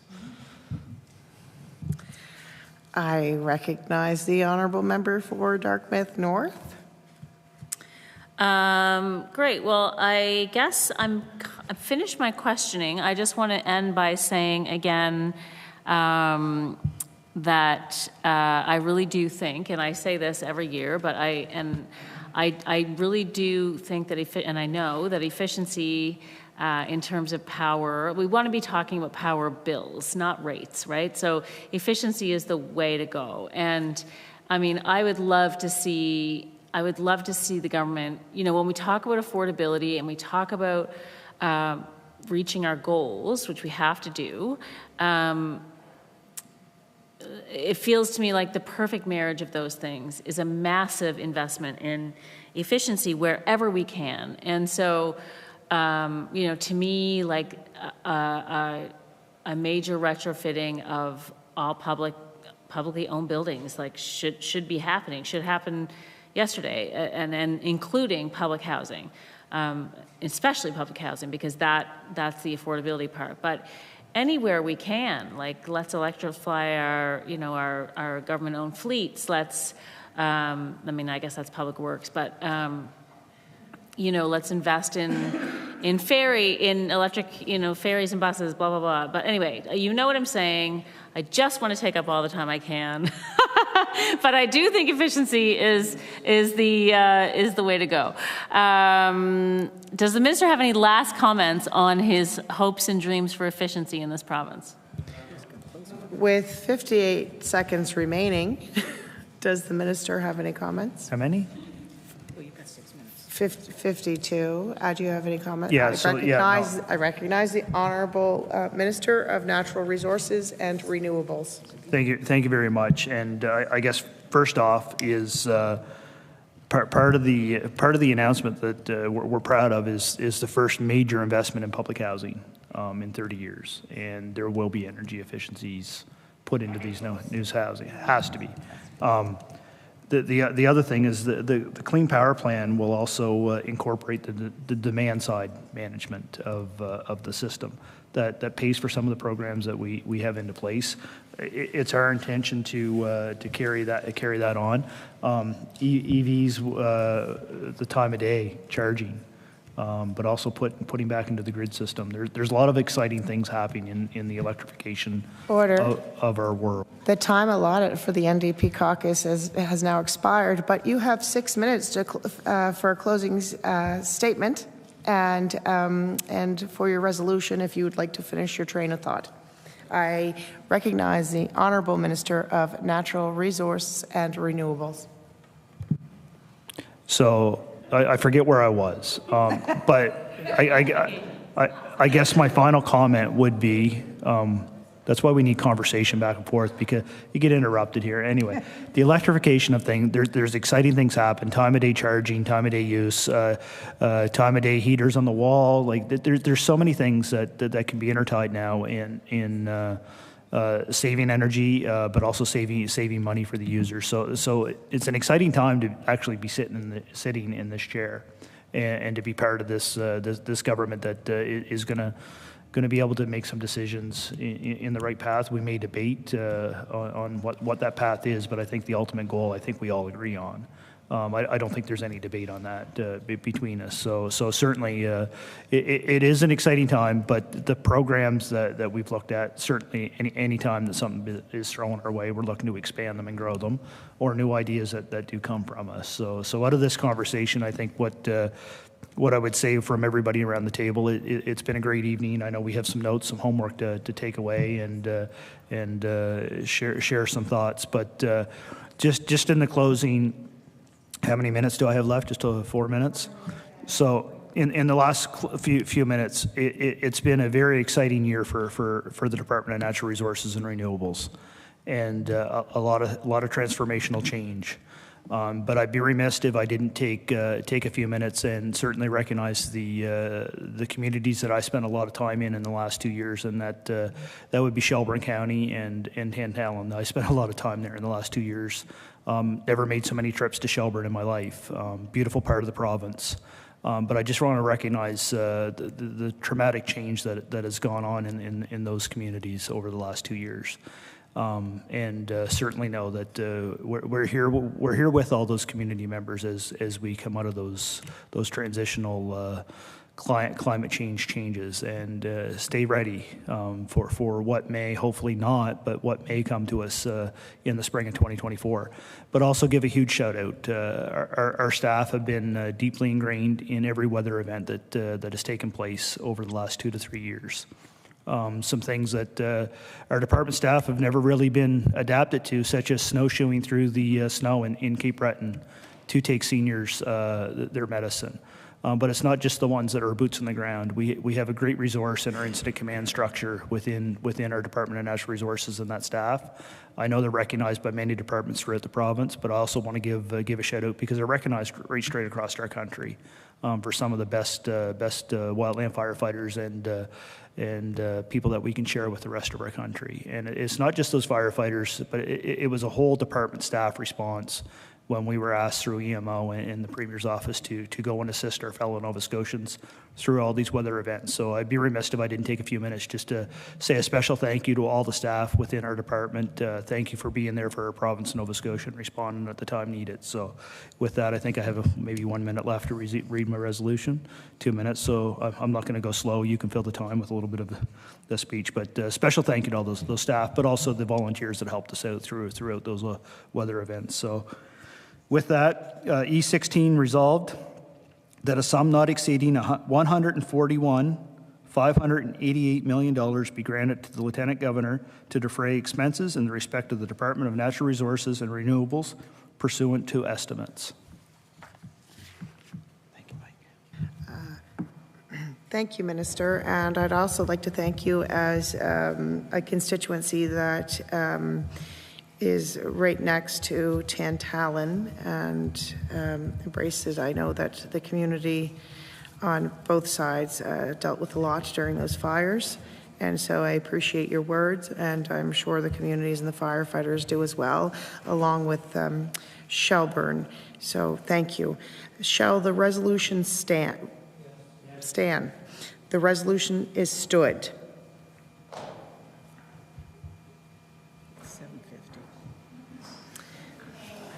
No, we're not. We still have about a minute left. And so I'm going to read the rest of this very slowly.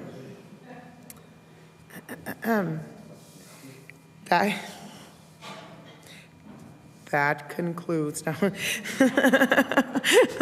That concludes subcommittee. No, actually now. Consideration of estimates for today. No, actually, hold on. I am a little confused.